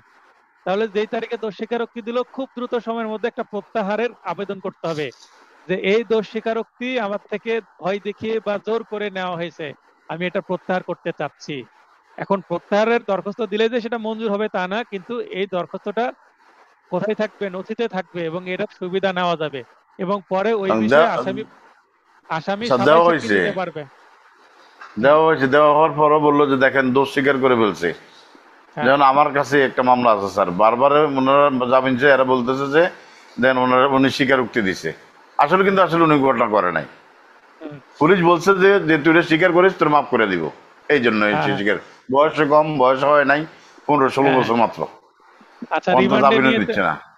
রিমান্ডে নিয়ে যেহেতু 90% ক্ষেত্রে এগুলাই করা হয় নাকি। জি জি জি জি তো এখন এখানে আইনের ফাঁকফোকর এগুলো। তো আমি যেটা বলতে চাচ্ছি, প্রত্যাহারের দরখাস্ত দিতে হবে খুব দ্রুত সময়ের মধ্যে। এবং এইটা আবার যখন আসামি পক্ষ কি করবে, সাবাই সাক্ষী দিবে, তখন এটার পক্ষে কি দিবে, জবানবন্দি দিবে। আর যখন আহ, আপনার রিমান্ডে নিয়ে গেছিল, মেডিকেল টেস্ট হতে পারে, বর্তমানে তো মেডিকেল টেস্টের বিধান আছে রিমান্ডে যাওয়ার আগে জি পরে, যে ওই ঘটনার জি পরের মেডিকেল রিপোর্টে যদি তার গায়ে মারধরের চিহ্ন থাকে, নির্যাতনের চিহ্ন থাকে, এগুলো প্রাসঙ্গিক হবে। সাফাই সাক্ষী থেকে এগুলো যদি খুবই মানে অভিজ্ঞ ডিফেন্স লয়ার হয়, এগুলো নিয়ে এসে আসামিকে প্রমাণ করতে পারবে। আর স্যার মনে করেন আরেকটা আসামি, বিষয়। স্যার আসামির পক্ষে আসলো স্যার, যে হুম। ঘটনা মিথ্যা প্রমাণ হইলো, কিন্তু হ্যাঁ। দোষ যে উনি যে স্বীকার করছে এটা কোনো প্রভাব বিস্তার করবে কিনা? প্রভাব বিস্তার ফরেনসিক করবে, রিপোর্টে কিন্তু দেখা গেছে কি হ্যাঁ, এটা মিথ্যা, এখানে বলে রাখা, এটা এমন কোনো বলে ঘটনা রাখা নেই। হ্যাঁ বলে রাখি যে 364 ধারায় জবানবন্দি দিলে সেটা কিন্তু কনক্লুসিভ প্রুফ নয়। কারণ জবানবন্দি দিলে সেটার ভিত্তিতেই কি হয়ে যেত, রায় হয়ে যেত, কিন্তু পরে আদালতে এসে চার্জের সময় তো আবার নির্দোষ বলে, বলে না, জি মানে আবেগে দোষ স্বীকার করে পরে আবার নির্দোষ বলে অনেক সময়। তো এখানে 364 ধারা আছে মানে যে মামলা প্রমাণিত হয়েছে তা নয়। 364 ধারা থাকার পরেও কিন্তু মামলার জামিন হতে পারে আসামির, এবং খালাসও হতে পারে। আমি কি বোঝাতে পারলাম? জি স্যার, জি জি জি, ঠিক আছে স্যার, আরো জি আরো আসসালামু যদি আলাইকুম। আলোচনা করতে চান দিনে আমাকে ফোন দিবেন, কথা হবে এই বিষয়ে, ঠিক আছে? আচ্ছা ঠিক আছে জি স্যার, আচ্ছা, জি জি, ধন্যবাদ, ক্লাসটা শেষ ধন্যবাদ স্যার, করি। জি। আচ্ছা, আপনারা 24 ধারা পড়লাম। 24 ধারার নিচে একটা ক্রস চিহ্ন দিয়ে রাখেন। আপনাদের নোট আছে সামনে, নোটে লাল কালি দিয়ে 24 ধারার নিচে ক্রস চিহ্ন দিয়ে রাখেন। তার মানে 24 ধারায় যে বিষয়টা এটা অপ্রাসঙ্গিক। আমরা যেখানে অপ্রাসঙ্গিক সেখানে ক্রস চিহ্ন দেবো, আর যেখানে প্রাসঙ্গিক সেটা টিক চিহ্ন দিব। এবার তাহলে 24 ধারার নিচে এখানে একটা ক্রস চিহ্ন দেন। কালো কালি দিয়েও দিতে পারেন অথবা লাল কালি থাকলে দেন। 25, পুলিশ অফিসারের নিকট প্রদত্ত স্বীকারোক্তি প্রমাণ করা যাবে না, অর্থাৎ সিআরপিসির 161 ধারায় যে জবানবন্দি দেওয়া হয় সেটা স্বীকার করা যাবে না। সেটা আসামি দিক বা সাক্ষী দিক, তো এটার সাক্ষ্যগত মূল্য খুব একটা নাই। তাহলে এটা অপ্রাসঙ্গিক, এখানে 25-এর নিচে ক্রস চিহ্ন দিয়ে দেন। আচ্ছা, এখানে এমন বিবৃতি দ্বারা এজাহারকারী আসামিকে শনাক্ত করতে পারবে, এটা ঠিক আছে, কিন্তু এটা সাক্ষ্যগত মূল্য নাই। ম্যাজিস্ট্রেটের উপস্থিতিতেও পুলিশ অফিসারের নিকট প্রদত্ত স্বীকারোক্তি গ্রহণীয় নয়। মনে করেন যে ম্যাজিস্ট্রেটও আছে পুলিশও আছে, ওই জায়গাতে স্বীকারোক্তি কিন্তু কি হবে না, সঠিক হবে না, কারণ পুলিশকে দেখে ভয় পেতে পারে আসামি, ভয় পেয়ে কিন্তু স্বীকার করে নিতে পারে। তাই যখন দোষ স্বীকার হবে সেই জায়গায় শুধু ম্যাজিস্ট্রেট থাকবে, পুলিশ থাকবে না। তার মানে পুলিশের উপস্থিতিতে দোষ স্বীকারোক্তি কি হয়ে যাবে, দুর্বল হয়ে যাবে, ত্রুটিপূর্ণ হয়ে যাবে, তাই এটা অপ্রাসঙ্গিক। 25-এর নিচে ক্রস দেন। এই ধারা মতে পুলিশ অফিসার বলতে কোনো কনস্টেবলকেও বোঝাবে এবং গ্রাম্য পুলিশ বা চৌকিদারকেও বোঝাবে। ভিলেজ পুলিশ থাকে না, চৌকিদার, সেও কিন্তু এখানে পুলিশের মর্যাদা পাবে। তাহলে যদি এই কোনো চৌকিদারের কাছে কেউ দোষ স্বীকার করে অপরাধ করার পরে, মনে করেন যে কোনো গ্রামে চুরি করতে যে ধরা পড়েছে, এখন চৌকিদার উত্তম মাধ্যম দিয়ে স্বীকার করে নিল, তাহলে এটা কিন্তু দোষ স্বীকার হবে না। 26, আসামি পুলিশ হেফাজতে থাকাকালে প্রদত্ত দোষ স্বীকারোক্তি তার বিরুদ্ধে প্রমাণ করা যাবে না। তার মানে এখানে 26 ধারার নিচেও ক্রস চিহ্ন দেন, এটাও অপ্রাসঙ্গিক।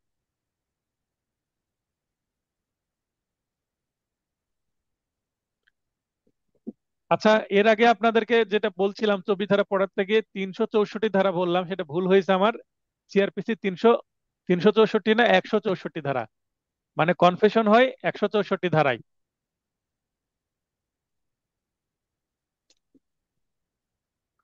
ম্যাজিস্ট্রেটের প্রত্যক্ষ উপস্থিতিতে পুলিশের অনুপস্থিতিতে দোষ স্বীকারোক্তি প্রমাণযোগ্য বা গ্রহণীয়।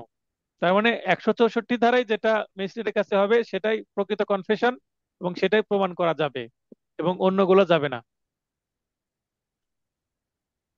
27, আসামির নিকট হতে প্রাপ্ত তথ্য যতটা প্রমাণ করা যেতে পারে। মনে করেন কোনো স্বীকারোক্তি হোক বা না হোক, আসামি অভিযোগের সাথে সম্পর্কযুক্ত কোনো আলামতের বিষয়ে তথ্য প্রদান করলে সে তথ্য অনুযায়ী তা পাওয়া গেলে বা উদ্ধার হলে তা সাক্ষ্যরূপে প্রমাণ করা যাবে। গরু চুরির মামলায় মনে করেন আসামিকে জিজ্ঞাসা করছে, বল গরু কোথায় রেখেছিস, বা পুলিশ বলছে যে গরু কোথায় রেখেছেন বলেন। কারণ আসামি বললো গরু রেখেছি অমুক জায়গায়, একটা স্থানের ঠিকানা বললো, তখন সাথে করে নিয়ে গেলে এবং ওই জায়গাতে গরু পাওয়া গেল যেখানে লুকিয়ে রেখেছিল গরু কোনো আত্মীয় স্বজনের বাসায়। এখন এটা কিন্তু প্রাসঙ্গিক হবে, কারণ এটা দোষ স্বীকার হোক বা না হোক, আসামির কথা মতো কোনো কিছু যদি উদ্ধার হয়, একটা চাকু যেটা দিয়ে হত্যা করা হয়েছে, সে চাকুটা বলছে কোথায় ফেলেছি, তা নদীর ধারে ফেলেছি, ওখানে যে জাল দিয়ে নদী থেকে ওই চাকু পাওয়া গেল, তার মানে আসামির কথা মতো উদ্ধার হয়েছে, তার মানে এটার একটা সাক্ষ্যগত মূল্য আছে। এটা 27 ধারা অনুসারে এটা প্রাসঙ্গিক। তাহলে 27 ধারার নিচে টিক চিহ্ন দিয়ে দেন, এটা প্রাসঙ্গিক। 28, প্রলোভন ভীতি প্রদর্শন প্রতিশ্রুতির ধারণা অপসারণের পর প্রদত্ত দোষ স্বীকারোক্তি প্রাসঙ্গিক হবে। 28-এর নিচে টিক চিহ্ন দেন, মানে দোষ স্বীকারোক্তি করা হয়েছে, এখন আসামি পক্ষ বলছে যে না, আমাকে জোর করে দোষ স্বীকার করা হয়েছে বা ভয় দেখিয়ে দোষ স্বীকার করা হয়েছে, আসামি এটা দাবি করে প্রত্যাহারের দরখাস্ত দিল দোষ স্বীকারোক্তির, কিন্তু সে প্রমাণ করতে পারলো না। তার মানে প্রসিকিউশন পক্ষ প্রমাণ করতে পারলো যে আসলে এখানে ভয়ও দেখায়নি, ভীতি প্রদর্শন করেনি, প্রতিশ্রুতিও দেয়নি, বরং আসামি চালাকি করছে, সেক্ষেত্রে কিন্তু আবার প্রাসঙ্গিক হবে। তার মানে 24 ধারার বিপরীত হচ্ছে 28 ধারা। এখানে আপনি টিক চিহ্ন দিয়ে দেন 28 ধারা অনুসারে, এখানে দেখেন রেলিভেন্ট লেখা আছে মানে প্রাসঙ্গিক, 28 ধারার নিচে টিক চিহ্ন। 29, দোষ স্বীকারোক্তি অন্যভাবে প্রাসঙ্গিক হলে কেবল গোপনীয়তার প্রতিশ্রুতির প্রভৃতির জন্য অপ্রাসঙ্গিক হবে না। মনে করেন যে প্রতিশ্রুতি দিচ্ছে, এখন খুব ধূর্ত আসামি, তাকে কিছু প্রতিশ্রুতি যদি দিয়ে সত্য বের হয়ে আসে তাহলে সেটা প্রাসঙ্গিক হবে। অনেক সময় নার্কোটেক্স নার্কোটেক্স বলতে কোনো ব্যক্তিকে অল্প মাত্রায় তার শরীরে মাদকদ্রব্য প্রবেশ করা হয়, করে তার থেকে নেশা অবস্থায়, মাতাল অবস্থায় কিছু প্রশ্ন করে তথ্য নেওয়া হয়, যেটাকে কি লাই টেস্ট করা হয়, সত্য মিথ্যা পরীক্ষা করা হয়, নার্কোটিক্স বলা হয় এটাকে, নার্কোটিক্স এর মাধ্যমে। তাই এইভাবে দোষ স্বীকার করা যেতে পারে, সেটা প্রাসঙ্গিক হবে।